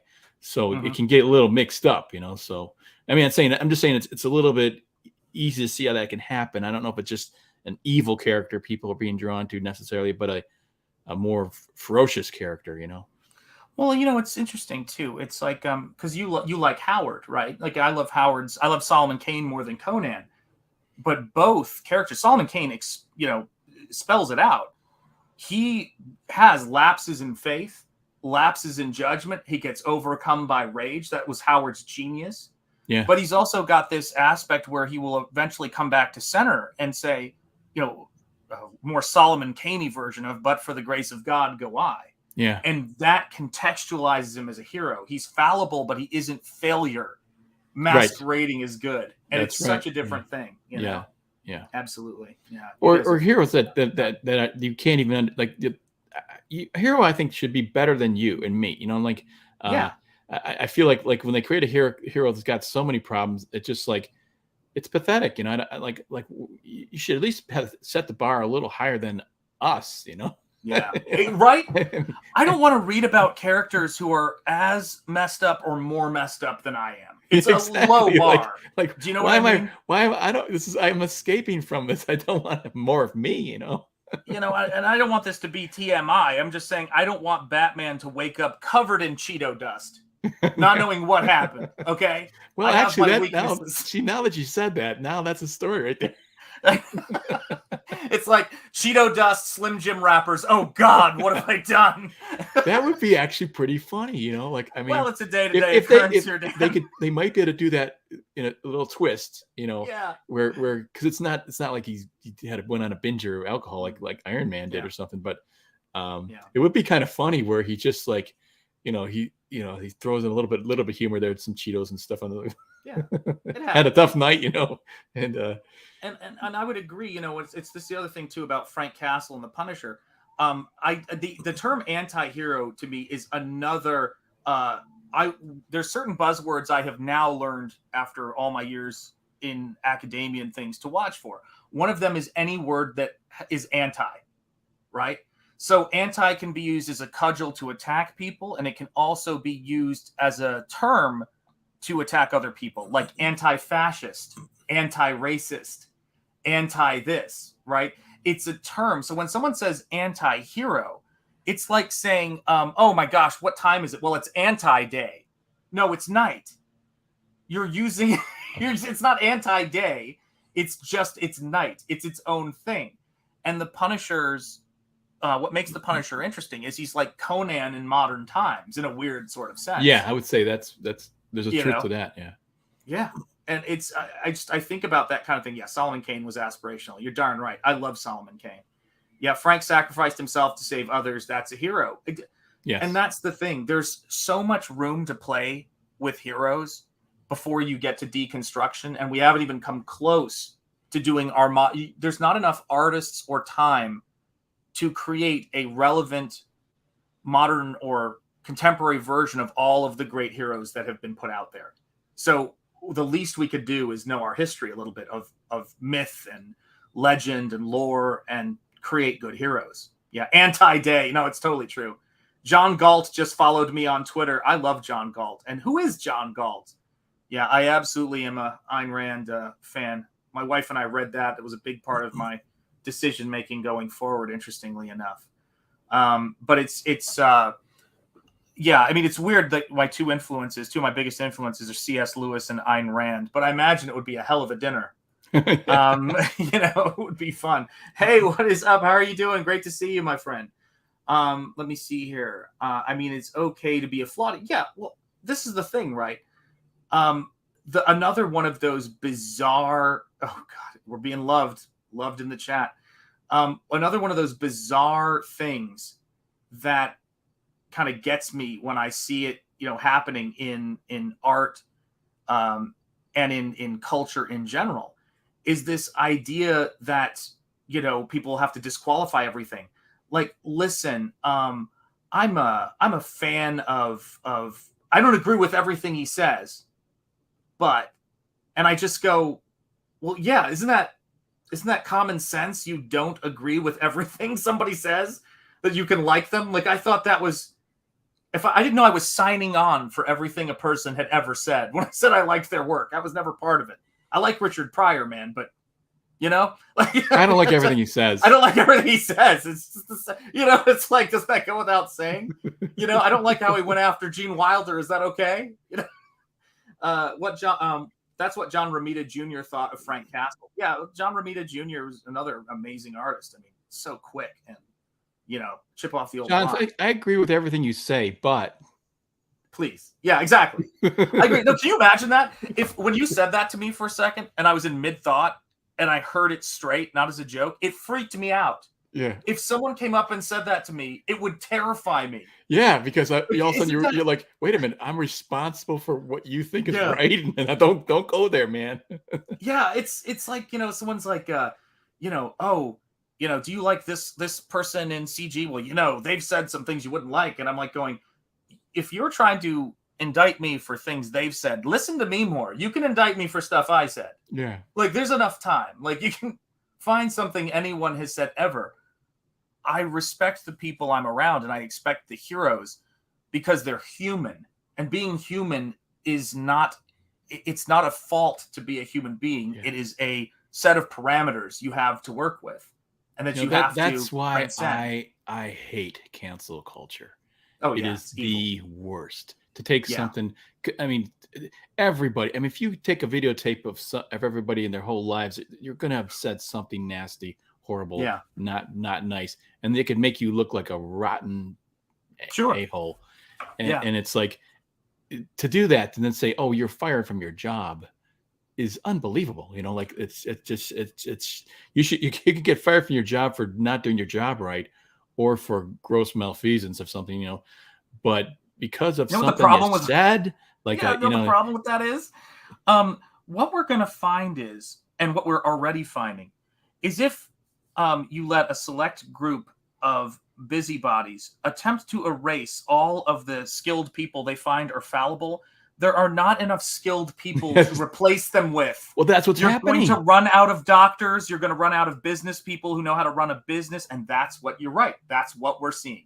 Well, take a look at Marvel Comics, DC Comics, where they're now forced to go to other countries to find the talent. Which, by the way, no one ever talks about that. What happened to America? The American worker first. They're going to hire these people because they'll get them for cheap. I mean, it's and people are still buying these comics. I mean, shouldn't there be a point where we say, hey, look, made in America by Americans, like to sell to Americans? It's a little bit annoying to me now. The more I think about the Marvel and DC, the more I'm annoyed by the whole situation, what they did to the creators. It didn't compensate them appropriately. And now just undercutting the American worker with their salaries and I say hiring people from China or something to do something like I think there's a part of it, but this is the craziest part of it though, right? Is that and this is something I've really thought a lot about this, is that we what's the word? We look to these companies in a lot of ways to make decisions that individuals make that lead to the forming of these companies. Do you get what I mean? So it's like Elon Musk didn't need, anybody's permission. He needed to get them out of his way to create the next big automobile company phenomenon, with Tesla. And we were saying, and we both grew up, at least for a certain spell, around Detroit, And so we were there, like I was there during the auto collapse. We moved as a result of the auto collapse. You know what I mean? And it was a huge part of it. Our neighbors, everybody left. Like it was tough working for Uniroyal and all the different companies there. And the thing I always go back to about it is that when we put our trust in, frankly, bureaucratic opportunism, not even good business people, that's when we get into trouble. So if we can't defeat on our own as innovators what they throw together on the cheap, then we're doing something wrong. Yeah. And I think I sort of see it as a call to action, because they're always going to do that. Like that's just that's who they are. Well, plus when it comes to comics, all you need is a piece of paper and a pencil or a paintbrush or something. That's right.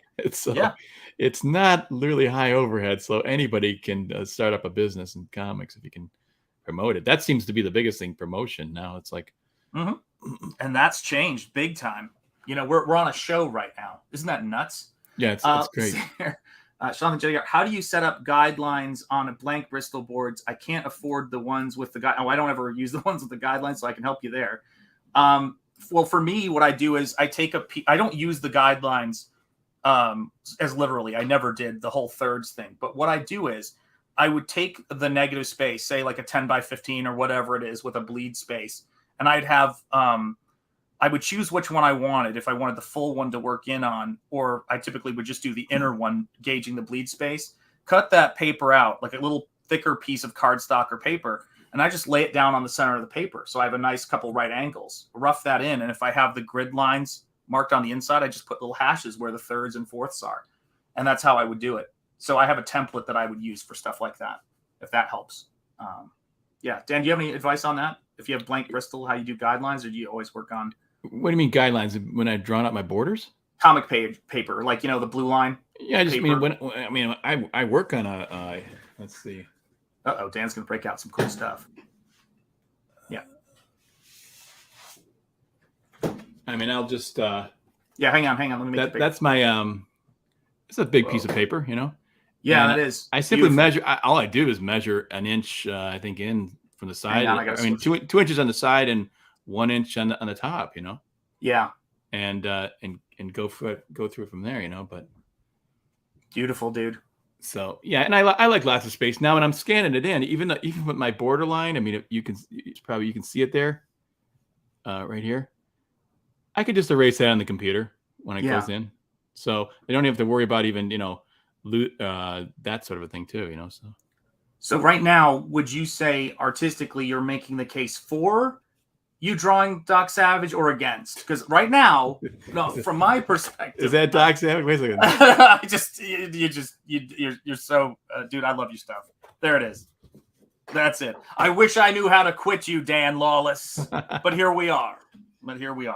So, what do you call it? How's working on that been going? Good. I'm the Kent Menace, right? Yeah, man. Yeah. It's 11-page story. I think it's pretty cool. Frankly, we're kind of shopping around for a publisher right now because we're going through American Mythology Productions, and I don't know what's going on, but they said they couldn't do it, or it wasn't happy with Scott Braden, the guy involved, wasn't happy with the. Dan can actually go. Yeah, word's getting out, Dan. Camel Moon is finally figuring. Well, I'm actually gonna draw something. I'm gonna do a cover for Camel. I know you are, man. I saw the look in his eye on that stream. I was there, man. I was there. Teflon Rosno, what size is that paper that you were showing? The whole page? 14 by 17, I think it was. Okay, 14 by 17. All right. So I just measure out a 10 by 15, rectangle in that, and go to town. But doesn't honestly, it doesn't really matter, frankly. As long as it's proportional. So here's a great question here. So Dragon Pisces says, so Shant, there are situations where you're thinking you're doing the right thing and it turns out you're not. How should the story teach someone how to deal with such a situation? Well, my favorite quote with that, and then Dan, give your thoughts, please, after this. Wait, the right thing in your story, or I think in life, like so a character, I would think is what he means. For me, I love the quote that experience is what you get when you didn't get what you were trying for. And so the process of trying for things, targeting things, and not achieving them is how you gain experience.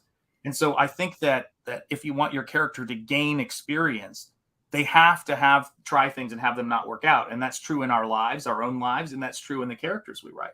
So I view everything as an opportunity for experience. Everything you try is going to either be something great or it's going to, be something you gain experience from, whether it's, backing projects, creating projects, watching movies, supporting different things, whether it's Netflix or something else. You're going to say, or I thought I would like this person's stuff, but I'm not into it, or I thought I'd be over here. It's all about experience at the end of the day. But what do you think about that? And interpret the question, because I may have gotten the question. I don't know. It's a little open, but I would say, for example, when I was starting out and I was in art school, we had airbrush and all this stuff, and the whole idea seemed to be making it real. Can I make that 3D? And so I would be trying to make paint gradation super smooth and try to make it like it's a 3D object. Yeah. And I got pretty good at it. And then all of a sudden, computer graphics came along and we can just create a circle and then there's a fade and it's a perfectly geometric. So that whole all that effort to just try to draw super real was kind of taken away by the computer. So there was okay, that job's gone. It's like the typesetters. Used to be when I was starting out, you would literally make type by using a typesetter, and you would you print it all out, and people would print the words on a piece of paper, and whoop, then I can type it into the computer in 2 seconds. That job's gone. Yeah.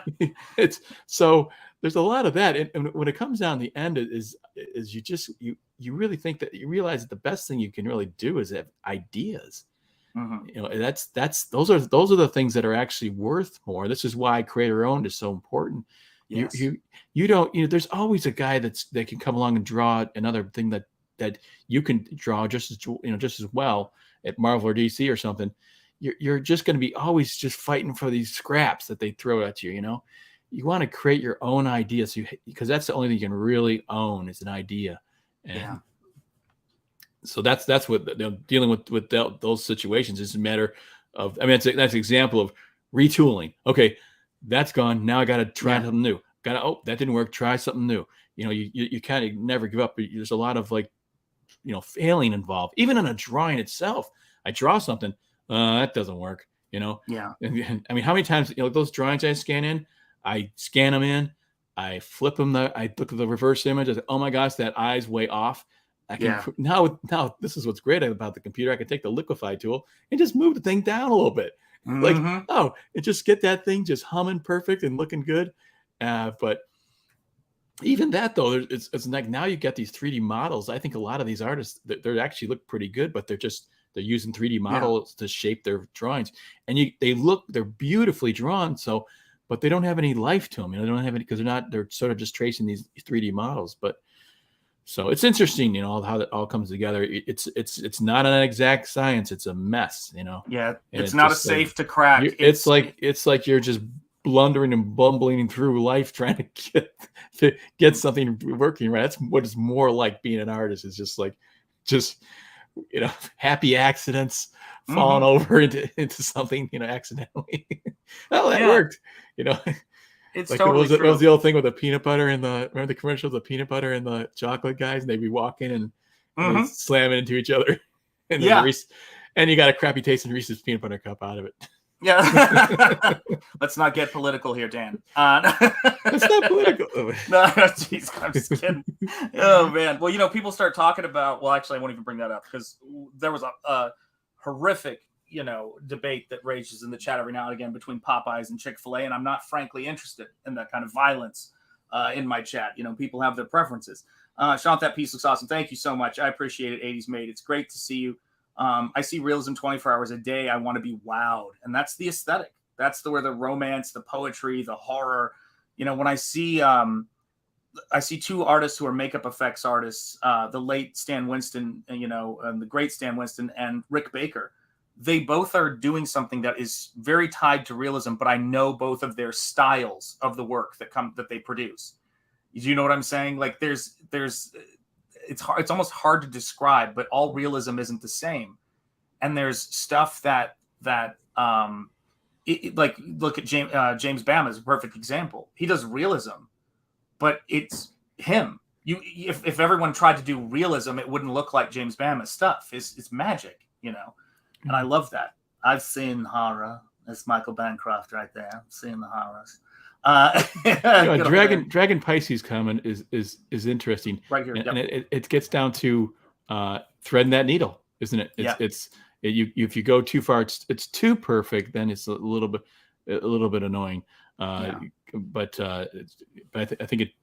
But of course, stupid everyday problems like, I just can't figure out this relationship. I don't know. It's something like that. Just like,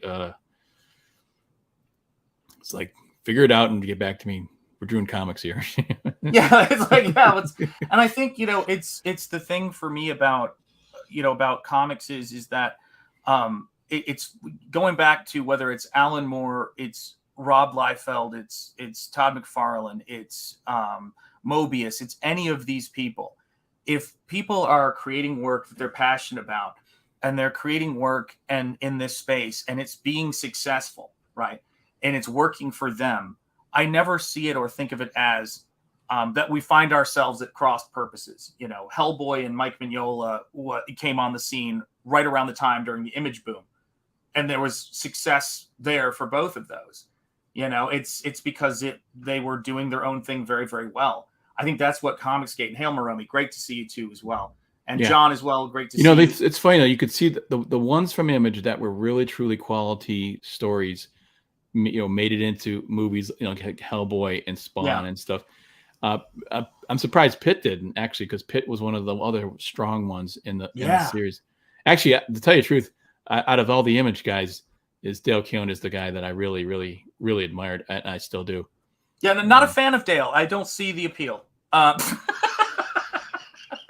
got my Pitt trade paperback next to me. I'm like, what are you right here? About? Get on it, Phil. Get on it, Phil. Go ahead. Sorry, Dan. John's here, by the way.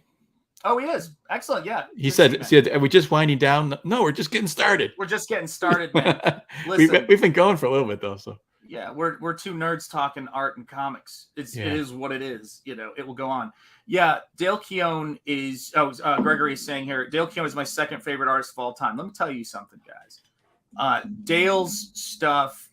When I was the biggest Todd McFarlane fan a person could be, I met him when I was 14. You guys all know the story. That's a special connection when somebody is that kind to you when you're a kid at a convention, like gives you original artwork and stuff like that. It was crazy. But when I saw the issue of Pitt that I forget what issue it was either 2 or 3. I want to say maybe it was 3. I should be able to look it up, but I don't want to start an avalanche. I was like, this is the best comic book that's been put out this month. Like, this is the greatest art, just on art alone. Dale's something special, and his Cyberfrog stuff to me is some of the best stuff I've seen him do. Frankly, all of the new stuff he's doing is some of the best stuff I've ever seen him do. He's just got fire in his hand. He's a magical artist. I love his stuff. Absolutely love his stuff. Aaron Lepresti's Werewolf, that was great. That cover. Not a fan of Aaron Lepresti. No, I'm kidding. By the way, have you read Wraith of God? I haven't gotten it yet. Oh, okay. And I know I backed it, but I mean, I know there's still more. I'm not Aaron. That wasn't a gripe, but I'm looking forward to it. I cannot tell you. I don't usually I don't say much about comics, especially my friends' comics, but you hated it. No. because I don't want to have to be in a position to either lie or something. but Aaron's story is great. It's a great comic book, a great classic. You got I mean, if you haven't got it, you guys, oh my gosh, get it, because it's got twists, it's got turns. It starts off, to me, like that. It starts off with action. That's why I'd love to see a story just grabs you. It grabs you right off the bat. Yeah. The first scene just pulls you in. You're fully enthralled in the story, and it just chucks through. You burn through it pretty quick. It's got great twists at the end. I mean, the whole thing, it's all coming together. I don't want to do any kind of spoiling stuff, so I'm just going to do general attitudes. But you were just about to tell us the ending. And then. So let me say this too.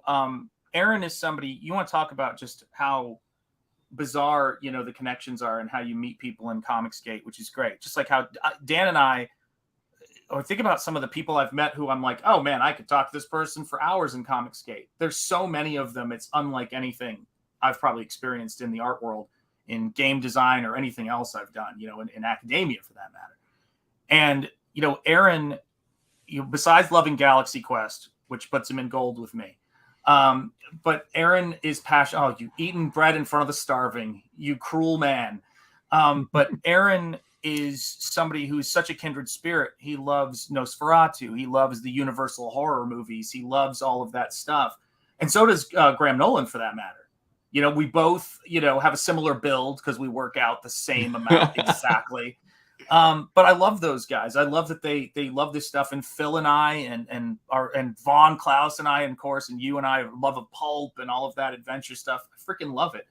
Man, we must be doing something right. The porn bots are loving it. Look at the back. Oh, hold on, let me make you bigger here. Hang on. Okay, go ahead. Look at this back cover. Awesome. Beautiful, man. I mean, that is really cool. Yeah. The only thing I kind of wish, I sort of like the matte finish, but I think in this case, especially since this is kind of I picked the retro cover. Yeah, This is my only criticism. I think I would have liked a little more gloss, so these blacks get a little more black. Yeah. Still, I'm nitpicking. That's a total nitpick, People are going to wonder where the origin of the Dan Lawless, Aaron Lopresti beef happened, and it's right here, right now. The rage of artists. It's almost there, but just it's like, he'd be like, screw you. Face 4, body 4. No, no, but it's look at the quality of this book too. Dude, Everything about it's coming out. It's solid stuff. Wonderful. Yeah, that's right. Let me say this too about it, guys. This is what you guys make happen with your funding. You guys are competing with giant. Look at beautiful. Hold on, let me make you a little bit larger. Let me switch this. Hang on. But guys. I love these little guys too. If I'm doing a comic book, it's gonna have that bit on there, Yeah. With the little character's face. I'm doing that with the Kent Menace book. I'm doing my own cover on that. So that is awesome. Yeah, you mentioned Lopresti. Then the bots thought Uranus. Oh my god. There are storyboards with stick figures. Okay, talking about storytelling. But yeah, when I look at the stuff that Aaron is doing on that, isn't that beautiful?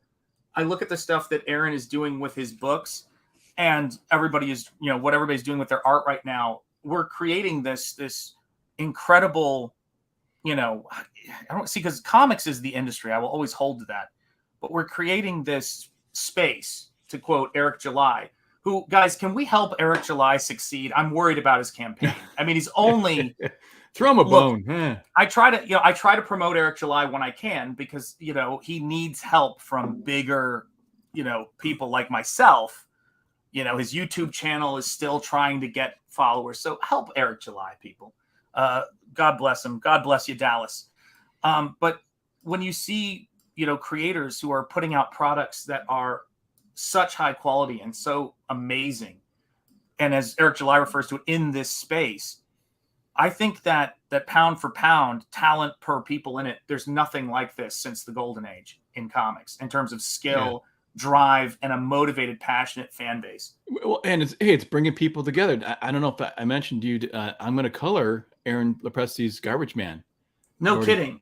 Yeah. Oh, have you seen those pages yet? No, I have not. Okay. Well, has he been sharing them? I did too, and we shared them. Okay. So the two that I did. Can you share any of the things that Aaron would be furious if you shared? No, I'm kidding. Don't do that. All I have is this stuff, Okay, let me see it. Hang on. Well, let me. I'm bringing it up. I'm finding it first. But all right, awesome. Yeah, Aaron Lopresti's Wraith of God Blood Hunter sign up is there now. Let's make it happen. Absolutely.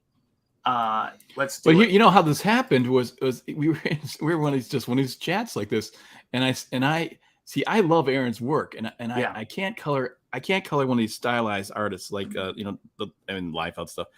I always do that, because it doesn't work for my style, because I tend to render it realistically, and when you render something stylized realistically, it doesn't look so it doesn't look great. But Aaron's got a realism to it, and I can handle that, and so I said, and it kind of almost like, gosh, I would love to color that. And he's like, well, do you want to color it? Yeah. Yeah, you know. Got to find us that artwork, Dan. The tease is too much for me right now. Well, hang on a second. I got to share. Take your time, man. Take your time. Got to share the screen. Hang on a second. Yeah, there you go.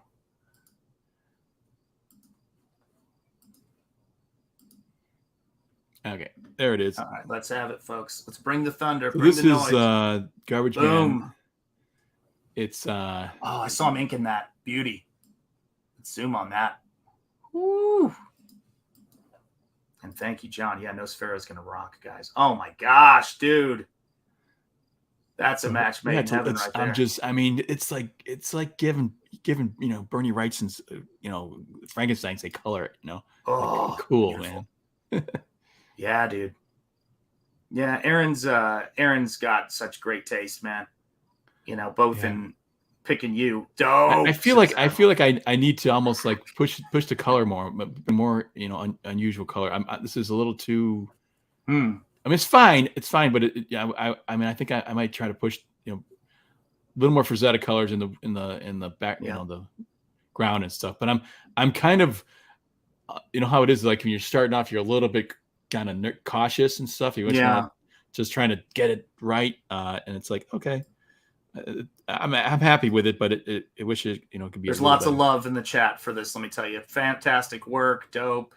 People loving the lettering, everything gorgeous. Yeah, beautiful, dude.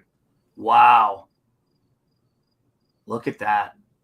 So I'm trying to throw a lot of color variation. Garbage Man should be able to shouldn't have a problem with that because he's full of all kinds of colors and stuff. So wow. Oh, we got a critique though. Real Sean Crummel says needs more cowbell. So do get more cowbell in there. Yeah. Yeah. Red clay in the words on the ground. Yeah, absolutely. Yeah. I might as well bring up this Can't Menace. Come on, man. Let's do it. Cover that I'm working. I mentioned I did this again. I don't know if American Mythology is going to publish it or not, but so I made my own little thingy thing up there. But oh, nice, beautiful. Looks great, man. You got to zoom in on that too. What a beast. Oh, vey, Dan, you're not helping your case here, man. That is. Well, you know what? This let's face it. This is Doc Savage. Yeah, man. I love it. I mean that just he would just have the skull cap, but that would be the Doc Savage face. Beautiful, right? Dude. Yeah, I mean, I can get my Doc Savage if I need it. I've got. And look at the leather pants. That's beautiful. That's what do you call those kind of pants? Those venture pants. I hope these publishers snap this up, man, because it's beautiful. Yeah, we're not worried about selling it. Someone's. Can you zoom in on the pants? This is gonna get clipped. Can you zoom in on the pants, Dan? Can you zoom in on the pants? Oh man, look at the flesh tones. What you're doing there, man? That's beautiful. That's like some, oh dude, that's beautiful. It's like some. God, what's the word I'm looking? It's like silky Basil Gogos kind of crazy. The funny thing is when you're looking at it. I don't even remember exactly how I did this. It looks like leather, it looks like worn leather. And I don't remember how it, when you get up close, you see how that's just a little bit of airbrush. Like I'm just hitting a little bit of red, a little bit of blue in there. And but then when you pull back, it looks like worn leather, I'm like, cool. This is as happy accidents would happen all the time. Like, oh, yeah. You're just kind of going at it, and then you go, that looks like worn leather. How did I do that? And I tried to do it again. It's like, I don't know exactly how to do that. So what you're saying is you had everything figured out by 20, right? Is that what you're saying to anyone who's aspiring? It's all figured out. No, I didn't. It took me oh my gosh, this is 30 plus years in the business professionally, and not mention the art school and all that stuff before that. Yeah, it takes a long time to really. To get it, to find out what you want to say too with the drawings, and lock it down. It's not that easy, Yeah, this is the craziest thing about Comicsgate that I want to make sure I say to all of you guys, watching the streams and all this stuff is that every single creator that I've met in Comicsgate and become friends with,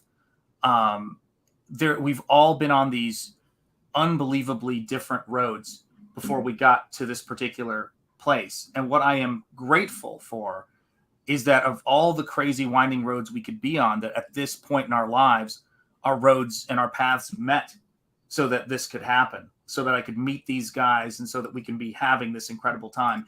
And I'm grateful for it. And same thing goes with all of you in the chat. I'm grateful that you guys could all be here and that we could all meet and get together and talk about, all of this different amazing work that's being done. And it is amazing, happy accidents indeed. Yeah. Beautiful. Well, you're when you kind of know what you're doing, when you kind of those accidents happen more often, more easily. Mm-hmm. Here's a page from the book I just finished, actually. Beautiful. Yeah, you got to zoom in on that one too. I love is that a chimpanzee face down there? Is that a chimp? Yeah. Beautiful. Look at that. Yeah, there are no coincidences, says Timmy Mello. You're absolutely right, man. But there are a lot of porn bots. That's for sure. Let me see. It's funny, when I drew this, I actually almost liked the line art better before it was really. Colored. Here's the problem with some of my own coloring is when I'm coloring the comics is I overpower it, a lot with the rendering, and that's not always great. Like sometimes you want to just leave it, let a comic book be a comic book, Yeah. Flat coloring. But in this case, like this lady, I think turned out pretty cool. Oh my gosh, yes. What are you talking about? That's his mother. That's Ken Menace's mother. So he's kind of a supernatural being, Dude. How great is CG, man? And all this craziness. Yeah, it's funny you mentioned Doc Savage. Isn't this Doc Savage? That's Doc Savage. I'm not. Look, Dan. Listen, I believe that I guess what you have to ask yourself here, Dan, is: are you one of those people who sees signs, or like the M. Night Shyamalan music? It's like suddenly Dan's like, I went to Doc Savage Elementary School. No, it's like. Oh my gosh. Hey, what's up? Not overcooking the colors is tough. Michael, do you want to let me know if you want to get in here? I'm assuming you're watching and you're starting your day, but if you want to get in here, I'll send you the link in a minute, dude. Hey, do you remember the Doc Savage movie? Dude, I'm doing edits of it right now for fun. Really? Yes. So you remember the jingle? Have no fear, the man of fun is here. And then I love the glint on the teeth that goes ding. People that's the best part right there. If you're going to have a meme, and by the way, Harry B says she's fine, and I have to say this, if you're going to have an awful meme made up about you in Comicsgate, yours is currently Dan Lawless, Doc Savage, book coming soon, confirmed, is going to be your new meme. It's like, so, there are worse things, as you know. So, but yeah, Citizen Ronin, Dan would be a perfect Doc Savage artist, of course. Yeah, thank you, Stephen Rockwood Drawing, for pointing that out, because it's so obvious. I'm not peer pressure. Listen, the only thing I can tell you about Dan's future projects is I will be backing them. That's all you need to know. Yeah, this one here, you can tell that Aaron knows how to write a story. I mean, yes. Night of the Living Jed. I mean, just the title is great. So I want to go back a little bit to his Wraith of God, because it really, I mean, I'm telling you folks, it really, really is a great story. It's just wonderfly told, beautifully drawn, pacing, storytelling's crystal clear, which is another pet peeve of mine when I'm trying to read something. I mean, I don't go buy Marvel books, but I've gone to the library just so I don't feel like paying for them, just to read them and see what's going on. Yeah, there's some of them are unreadable. Like I can't follow. I'm flipping back and forth between pages. Like what is going on here?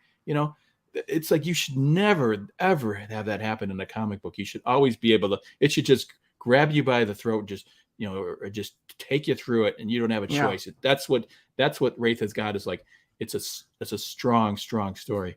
I think Cyberfrog is like that, it's the same thing. When these guys know how to tell a story, they're smart guys.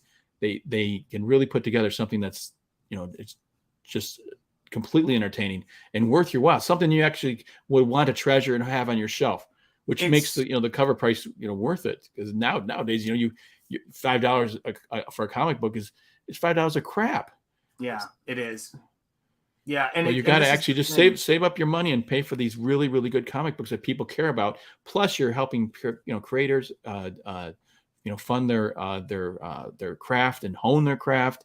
It's it's a win-win all the way around, all the way. The cheaper comics that we bought growing up were very oftentimes cheap because of the way that the talent or the creators of those properties had been treated. Yep. And the part of the thing that is, a bit of what you guys are doing when you back CG books is we're not trying to have comic book creators who are trying to tell these fantasy stories living the very unfortunate circumstance that so many of these brilliant pop culture contributors were living in, whether it's Len Wein or any of these, amazing, creators, people who gave you, Wolverine or anything else, it's just really struggling, having a house fire and trying to recover from it, gosh, dying in some cases in poverty. We don't want that for our creators. No. It's ridiculous, especially when they work hard and are giving you their best stuff. And so seeing, Aaron's success and Gabe's success and all of the success in CG is really inspiring. And hell, even my own, like that I'm sitting here right now working on this Visions piece of my character for a 2-page spread in the Visions book, and John went out of his way. He's very, keep the work under wraps. And he sent me a message after, he gave me the thumbs up on the sketch and goes, I know you work on stream. I know that's a part of what you do and no pressure, but if you want to work on stream, you have my permission to do so. I was like, wow, that was really nice because, and I think it's a great way to promote your book. I mean, Ethan was saying that if you wanted to, you could probably have seen every single page in Rec Planet if you kind of went back and watched every stream, because he was working on all along. But you don't have to look at it. You don't have to look that closely at it. Whatever. You don't want any spoilers or something like that. But man, it's fun to watch somebody create. I'm just watching you. It's like watching magic happen. It's fascinating to me. Even as an artist, or especially maybe as an artist, I'm just looking to go, oh, you made that decision. Oh, you made that decision. Like it's fascinating to me to see that process. Well, I'm doing it. I never actually really watch somebody create it. It's really fascinating. Yeah. Well, Bob Ross is still undefeated on social media. It's still to this, like from the grave, he's crushing it on YouTube. So that's my only complaint about your live streams is that can you work in happy trees into your dialogue? Just a little happy tree here, a little happy tree there. Well, then it'd be perfect. What I can do is I'm going to take this acrylic brush and just beat the devil out of it. Right there. That's going to be my new one, man. But it's we're guilty of the same thing the mainstream does that we hate. We have quite a few creators who are guilty of the same thing that mainstream does that we hate. I'm not sure specifically what you mean, but I'm going to tell you this. You're going to have people of every stripe in any big group of people. The thing that is that I think is unique or specific to what we're doing here is the fact that it's not our standard operating procedure. Like if we fall short of the glory in any way, it's not because we were attempting to directly insult the audience. You're going to have people in every group, but this is the Wild West. This is totally the Wild West. It's straight up. Which is great. Did you miss the 30-hour-long Bob Ross impression on the stream? I did a Bob Ross impression stream once. It was something. Oh, that's fun. Oh my gosh. Did you have happy trees in it? Because that's the. No, but I did the like yet. Just like yet. There it is. It's your world. It's your world, Dan. Here we go. And maybe it's a savage world. But no pressure. It's your world, Dan. No need to draw Doc Savage if you don't want to. It's like, either way, we're backing our book because it's Dan's world. And he can do whatever he wants in that world. Oh, got a squirrel here in my shirt here. We're rehabilitating this baby squirrel. This little doer. It was one of those. It went on, Dan, for like 30 minutes. And then my wife called the police, and it got dark, man, but it is what it is, it is what it is. But yeah, man, I love that, we've got people like Kenneth Rocafort, who's got his particular way of approaching things. And we've got, all of these folks that are just doing great stuff, and oh God, Bob Ross would do a beautiful painting and then put a big tree right in the middle. Now's your bravery test. Now's your bravery test. Yeah, they weren't the best paintings ever. Yeah, well, but for goodness sake, was he doing it like a half an hour or something? Yeah, I will defy anybody, right? Defy anybody to do a 30-minute painting stream in oils that looks like, I've seen people do it and they're amazing, but that looks anything like like what it's trying to be. Yeah. That maniac was incredible. Well, I was always amazed the way he would do.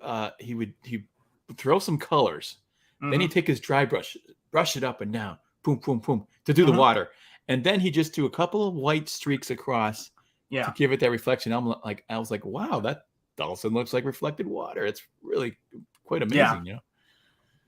I mean, and this is the other thing about it too, which is, and I didn't realize that this was a thing, probably because of teaching, and it just being such a big part of it.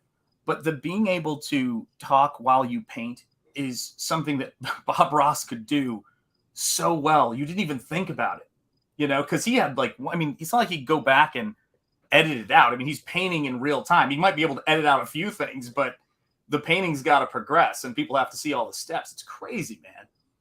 Yeah, there are some very impressive Bob Ross clones on YouTube. I've seen people who've done it. I'm convinced CG is anything but a creative network. Nobody seems to want to actually go against. Oh, wait, let me see here. I'm not convinced CG is anything but a creative network. Nobody seems to want to actually go against the mainstream. Do check out my friend Gabe El Taib's channel.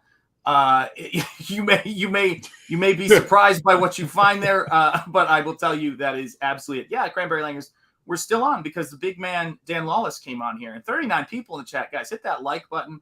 Listen, Dan Lawless brings all the boys to the yard. That sounds terrible. It sounds kind of gay. That sounds a little bit, just a touch, just a tad. He brings his entourage of guys. Yeah, exactly. That's right. That's right. Guys want to be him, and gals want to be with him. Here's some. Did you see the comment here from Michael? They colored almost the entire Replicator book 4 live. I didn't know that. I think he means Replicator 3, doesn't he? Where is it? So it's 4. Because Replicator 4 is I think the email sign up is. Michael, correct yourself or us if we're wrong. But yeah, he did. He colored that book live, and that book is beautiful. I got that book from Rob Arnold. Do sign up for Replicator 4.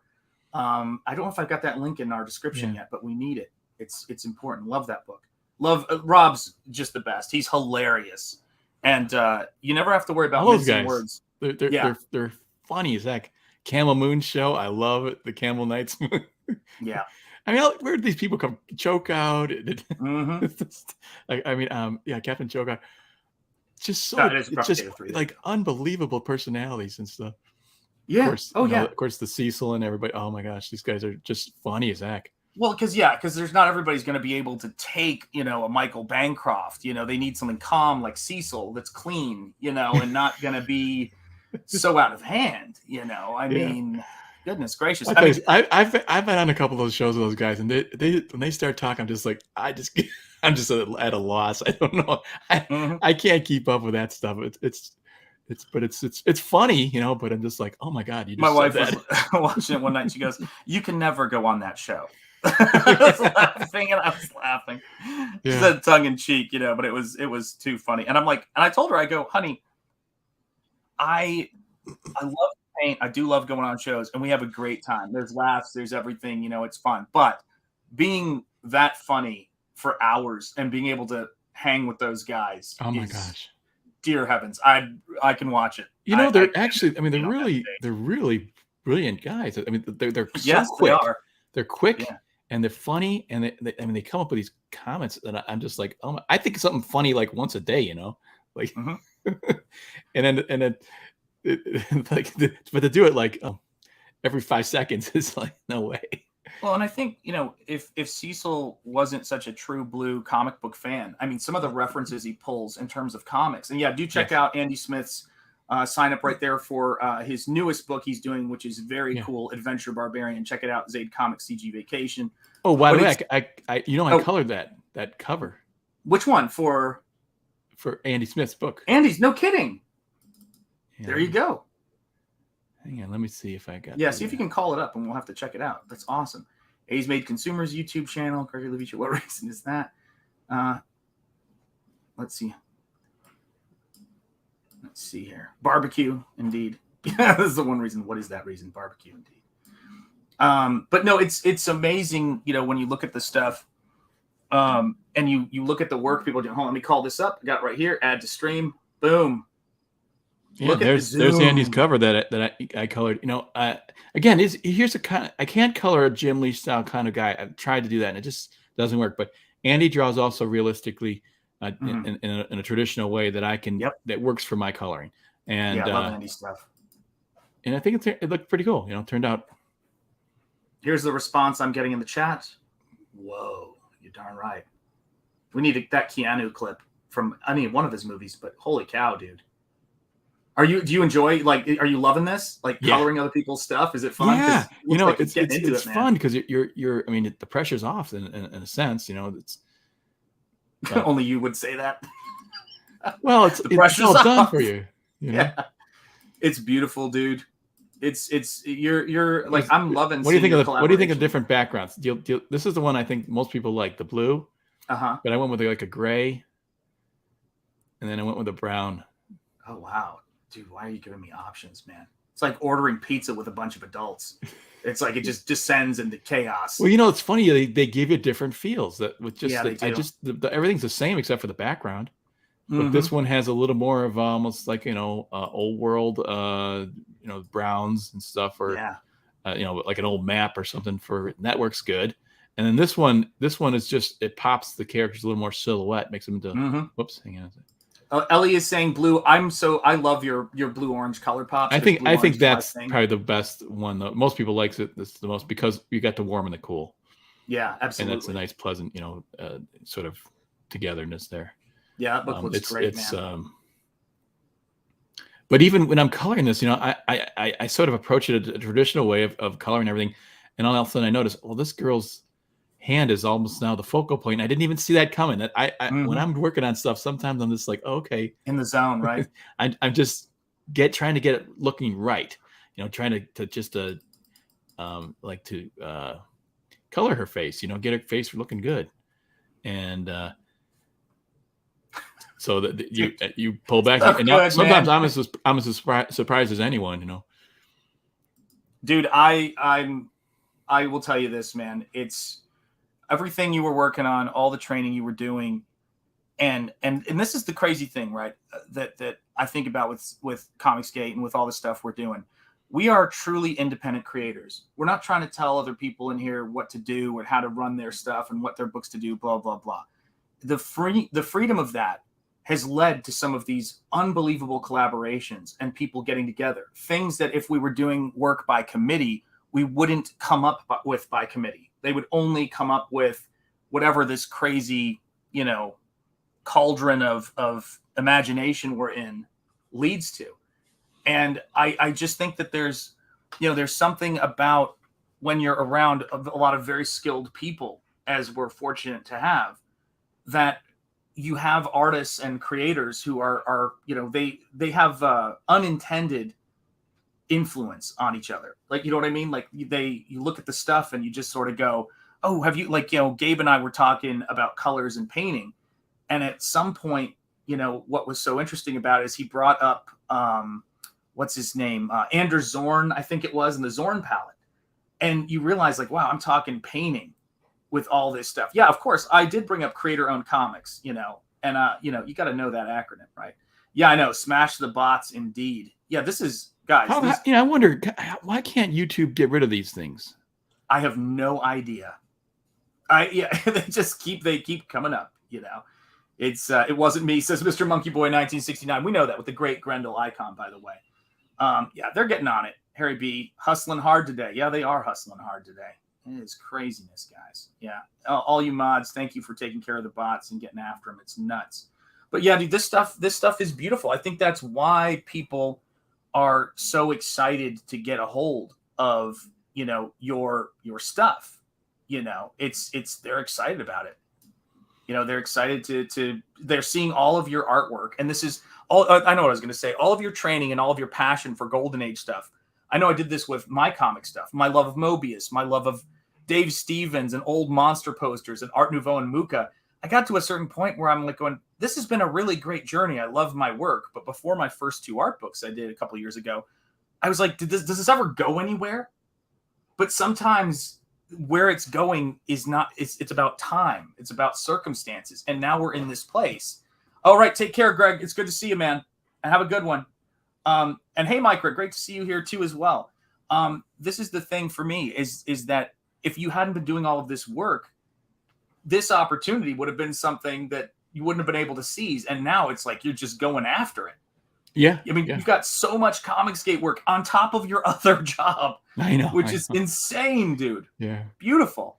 Yeah. Well, fortunately, I'm freelance, so it's kind of like I only work for a few, like I have a busy week, and then like this week nothing's happened. Nothing's happened this week, so I'm focusing right on comics, and but I'm the advertising field's like it's like almost like being a fireman where the bell rings like this is due tomorrow, like so that's why I'm up all night, because I'm naturally things are due the next day all the time, so I naturally stay up because I don't burn out, and I don't, so. Yeah. I mean, I think that for me, and thank you again for dropping links for the Instagram and everything, guys. We appreciate it. Dan's got a fantastic Instagram.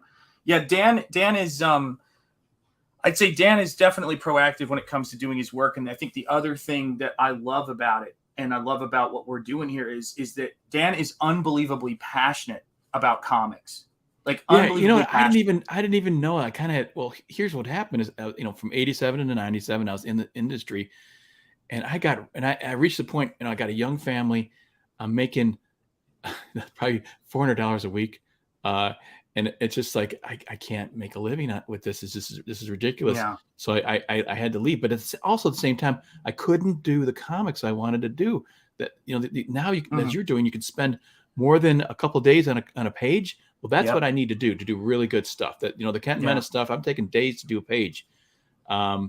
And so I was extremely frustrated, and it broke my heart. I was like, I had to leave the industry that I liked, but I had to kind of emotionally break away too. So I kind of just said, screw it. And I thought, and I was, until a few years back, really, I was convinced I was never going to be doing comics ever again. And then all of a sudden the crowdfunding thing came up, and now it's like, it solves so many problems. It solves the ability to make a living if you can do a good comic, that is. And it solves the time that you need to do one of these really good comic books. So it's the greatest thing ever happened to comics, as far as I'm concerned. We're just at the beginning of this thing. It's going to be just great stuff. We're going to see just you're going to have a shelf full of really good stuff. It's going to take a little bit of time for people to kind of bravely leave Marvel and DC, and like we're doing now, you got to learn how to talk on stream, which is not easy for dumb guys like me. Well, listen, and you raise a really good point, right? It's like, and Gary Martin's Instagram, check it out, absolutely. This is the thing I would say, Dan's as well as his Twitter feed. The thing I want to say about this is that what happened with Image Comics that I think it's hard to understand at that point is that without giant corporations, without a marketing team, we have to market stuff and put ourselves out there. And you have to be growing your fan base. It's the mail-in method again. But unless we are going to saddle, which we shouldn't do and shouldn't want to do, 100% responsibility on bigger CG channels to promote us, and have that be their job, which it shouldn't be, because this is an independent movement. If they choose to talk to people and have people on the show, great. But that can't be. You can't build a strong industry, because then we're all in the same pond. But to reach out to people who may not have heard of any of these creators, that's my job, is to try to grow what I'm doing here so that it can be a benefit. Yeah. To comic. I always thought it was a little bit unfair that we put so much pressure on Ethan to spearhead this movement. That's a lot to carry for one guy. So I think that we should help out in any way we can, to make that easier if we can, I think that Ethan, had a dream, he said not long ago, after Eric July's big success, where he said he was dreaming he was climbing up a mountain or trying to get up a mountain on a rope, and then all these people were on ropes hanging off of him. And then all of a sudden, this person at the top of the mountain came and started pulling him up. And, you know, he said that's how I guess he felt about Eric July. Like there was someone else, you know, getting attention and building this up. And I told Ethan, you know, I had a very similar dream that I was hanging off of this large white guy on a rope with a bunch of other people. And I kept hitting him with a whip saying, mush, move it. And Ethan, you know, felt my dream was selfish for some reason. I don't know why he said that. I think he was judging my journey. Frankly, I'm an anti-hero, man. I'm an anti-worker. I'm anti-help. Okay, what are those fish that hang on to the lamprey? Yeah, I'm a lamprey of the white whale shark. That's right. Oh God. Oh man. Of course, but no, Ethan doesn't want to be referred to as a. Oh, there's my daughter going. Yeah, so yeah, we should not use the whale references and that sort of thing. That's not. No, listen. I view it only in the size of his campaigns. Yes, he's a whale. He's a lion/whale among men. Talent.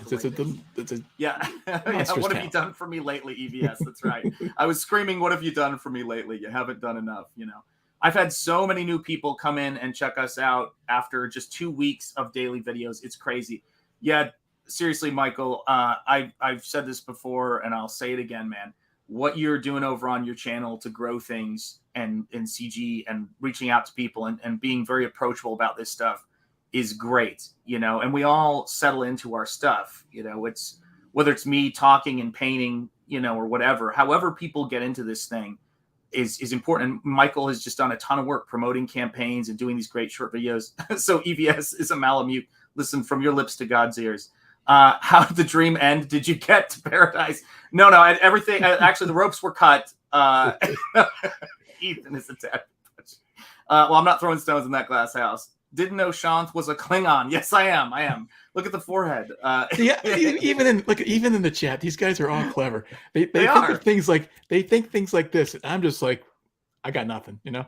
Yeah, he's a world of talent. That's right, he is. No, it's true. You know, there's when people are having fun, it's contagious. And funny enough, when people are miserable, it's contagious too. And once that contagion, you know, keeps getting rewarded with, you know, frankly, opportunity, it's the worst thing in the world. We reward enthusiasm, positivity, and hard work here.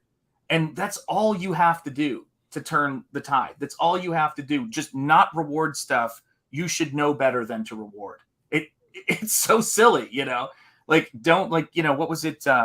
My mother-in-law used to work in a store that my late father-in-law used to affectionately refer to as needless markup, Neiman Marcus.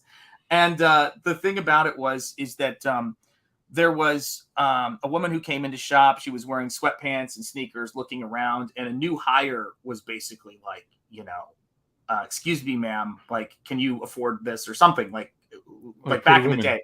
Yeah, exactly. Back in the day. And this woman was one of their biggest customers. She contacted the man, like this person got chewed out as happened back in the day. Well, that's the Pretty Woman movie. It is. But it's just like real life. Like it's you, all you have to, like, you want people to, for whatever they're, and by the way, we're not one company. We all have our own, but people need to figure out what their thing is. Now, if the mainstream wants to commit seppuku, go for it. Like if that's their thing, you know. But I honestly, I'm all for it. You know, let them go bye because it's people gonna, you know, now have more money to spend on good quality comics. So that's right. Great. I mean, I'm the guy who's got 4 copies of Dave Stevens' Rocketeer Artist Edition. So when I'm a fan of somebody's stuff, you know, I'm all in. Like I must have bought the Rocketeer softcover about 4 or 5 times. You know, I love that book so much. I mean, they definitely... speaking of drawing lessons here, so to speak, I got a little something. I've been trying to show this on the players. You know that we do that show tonight, weekly, about Norman Rockwell. But I made this. I found this the other day, and I wanted to show these guys because I was talking about it. that Rockwell wasn't just a guy that copied the photographs and did realistic stuff. He exaggerated things intensely. So hang on. Beautiful. Let me blow this up a little bit. Yeah. Okay. So here's the guy. And what I did is I took his leg and did a comparison. So here's the guy's leg down here. Yep. I moved it up there. You can see the relation to the head. Now look at the finish and look at the same proportions. Yeah. Look at the size of the leg here. It's the full size of his head nearly. You know what I'm saying? Yeah, it's classical. It's classical realism. That shows that he wasn't just, he didn't just set this guy up, photograph him, and paint, do it exactly as it is. He exaggerated it completely, and I did the same thing to his hand. Yeah. So let's get rid of the leg thing.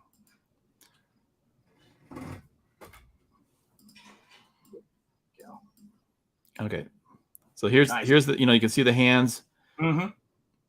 Not too big on the head. Check it out here now. Hand. Woo! Let me see if I can move it in here. Yeah, that's like Sistine Chapel. Almost the same. That hand is almost the same size as his head. Yeah. The fingers, the thick, covering his face. Look how thin the fingers are on his actual hand compared to his face. So there's exaggeration. That's just a little lesson I thought I was going to do on the players, and I probably will do that if we're doing that tonight. I think we're doing that tonight. Yeah, but I've been trying for weeks, but we get so busy talking about an artist. We did Art Adams yesterday or last week, and I didn't get through half my files of it just talking about it. That's what's so amazing. You talk about passion for this art. I really do. I am rediscovering my passion for comic art and having a lot of fun with it. So I know, right? Heaven forbid. Well, and that's what we're doing here, man. I mean, it's the more that we show what quality is, you give people a choice and they'll back it. Like there are projects I back because I need them to exist. Do you know what I mean? Like, I backed something, the Bernie Wrightson horror trading card book that they had on Kickstarter. Whoever, I guess his wife is, now, in charge of the Wrightson estate, God rest him. And the thing about it for me was that, I see that book and I go, this is a book that needs to exist. The artwork is beautiful. It's the same thing with Wraith of God. It's the same thing with all of the work we're seeing. CG Vacation, the Lucent 2, Painted Death, link in the description, Replicator 4. Of course, my brother Von Klaus and his book, Terror in the Trenches, which is doing great. Let's get that to 80K. And wonderful Gabe El Taib. And of course, David Brohawk Williams and Gary Martin. I mean, there's so many great books that are coming out. Andy Smith's book is signing up right now. We've had that link in the chat. There's so many great things coming out right now. Did you see that 2-page spread from Truth, Justice, American Way? That oh my gosh, yes. Looks great, doesn't it? It's astounding. It is everybody is on their A game on that book. Yep. It is just incredible. And to see, because someone was mentioning about, Eric July and promoting books. Eric has been very generous in mentioning, Gabe as his colorist. Yes. And that moved so many copies of that book. So there's a lot of good work being done out there. Yeah, I'm hoping they can get even more publicity off of that. Absolutely. I think Eric will hopefully he will do that more. And because that book can go even higher. I mean, if you were to push it, just leave a little more. It would I mean, if he wanted to push it, he could push it way up. Oh yeah, yeah. And I think also think too, you were talking about the double page spread. As more of that stuff rolls in and rolls off the desks of those guys, I mean, people are flipping out. And so I think that it can only continue to go up and go supernova with all that stuff. There's just a lot of really great, artwork that's coming out from it right now. So I love it, man. I love seeing those guys work. And I love seeing all the stuff you're doing, man. Holy cow. It's like the more I see this stuff, and I feel like you're a kindred spirit in terms of our love of teaching and passing along the knowledge of this stuff. That's another thing that I found that I really like and that's what my channel is going to be about. I already got the speed drawings up there, but I really got to do my lessons, which I haven't had time to do. It's like I've got to just set out and teach figure drawing and gesture drawing and composition design, color theory, there's so much to talk to storytelling, perspective. There's a lot of little things. And then I'd love to go, like we were doing a little bit with the players where we kind of go through and talk about artists and examine why they're good, and I would love to do shows like that. Say, why is it good? Why is Frazetta good? Let's take a look at a piece and say, why is this piece great? And break it down and study it. Because that's a lot. I mean, when I was becoming an artist, it was, you studied like you're studying for a math exam or something. Yeah. You did master studies too. Like Frazetta did tons of master studies. People did master studies of Frazetta. You learned so much. Yeah, I've recently discovered just like even Frazetta had influences that were comic guys. I'm trying to think of this one. See if I can find. Roy Krenkel. I think maybe Gabe brought it to my attention, or somebody brought it to my attention. But it was like a guy who was a strong J. Allen St. John. Oh, really? Or maybe you brought it to my attention. I don't know. I don't think I did. No, I don't think I did. Okay, that's probably Gabe. Okay, let me get rid of this. Close out this other one here of. Yeah, John is on the ball. John's always on point with the links, guys. Stephen Rockwood, John, all of you guys are fantastic. I do appreciate all these links being dropped in the chat. I was the one who brought him up. There you go, Citizen Ronan. There you go. Yeah, that's some beautiful stuff, man. Like that is some Frazetta's stuff has influenced so many people, and I just love hearing the stories from Sarah when Sarah's like, no, he totally used reference. Like he did take photos. Yeah. Like all that stuff is great. Like that was a little. Well, he probably didn't in a lot of ways. Sure, but he not the ways we thought. He had a case full of cameras, and he loved photography, so he was shooting. You could see the reference he shot. Fortunately, he looked like Conan. Like he was the guy was as handsome as one of those handsome dudes. He could have been he could have been a male model. I mean, he was super handsome. If you can share my screen, I got this. Are you there? Hey, what happened? Oh, there you go. You hear that? We're having lightning here, like massive lightning. Oh my gosh! Do you see now when I have a lightning storm go through, I shut down all my computer and everything. I unplug everything.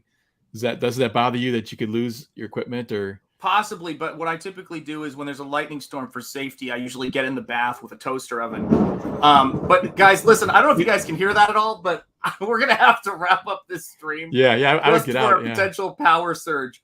But listen, guys, Dan, you and I are gonna do this again soon. What time are you guys on tonight on the Players Club? We go on like Eastern time, like 11 o'clock. Excellent. And Western time, it's 8 o'clock. Excellent. So. But yeah, but I'll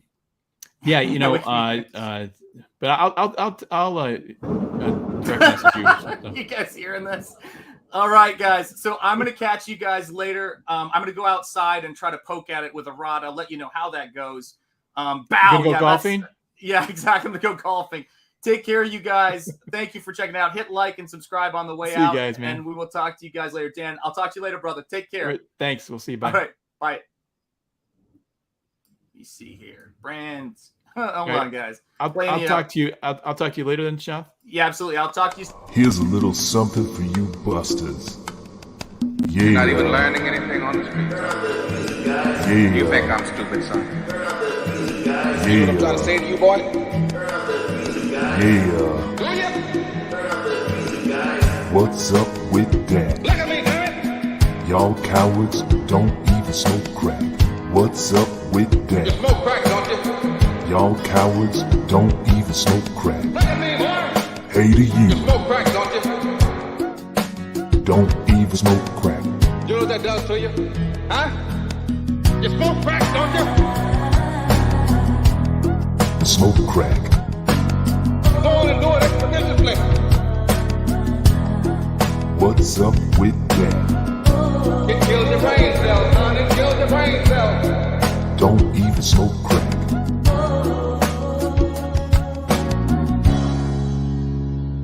No gut, huh?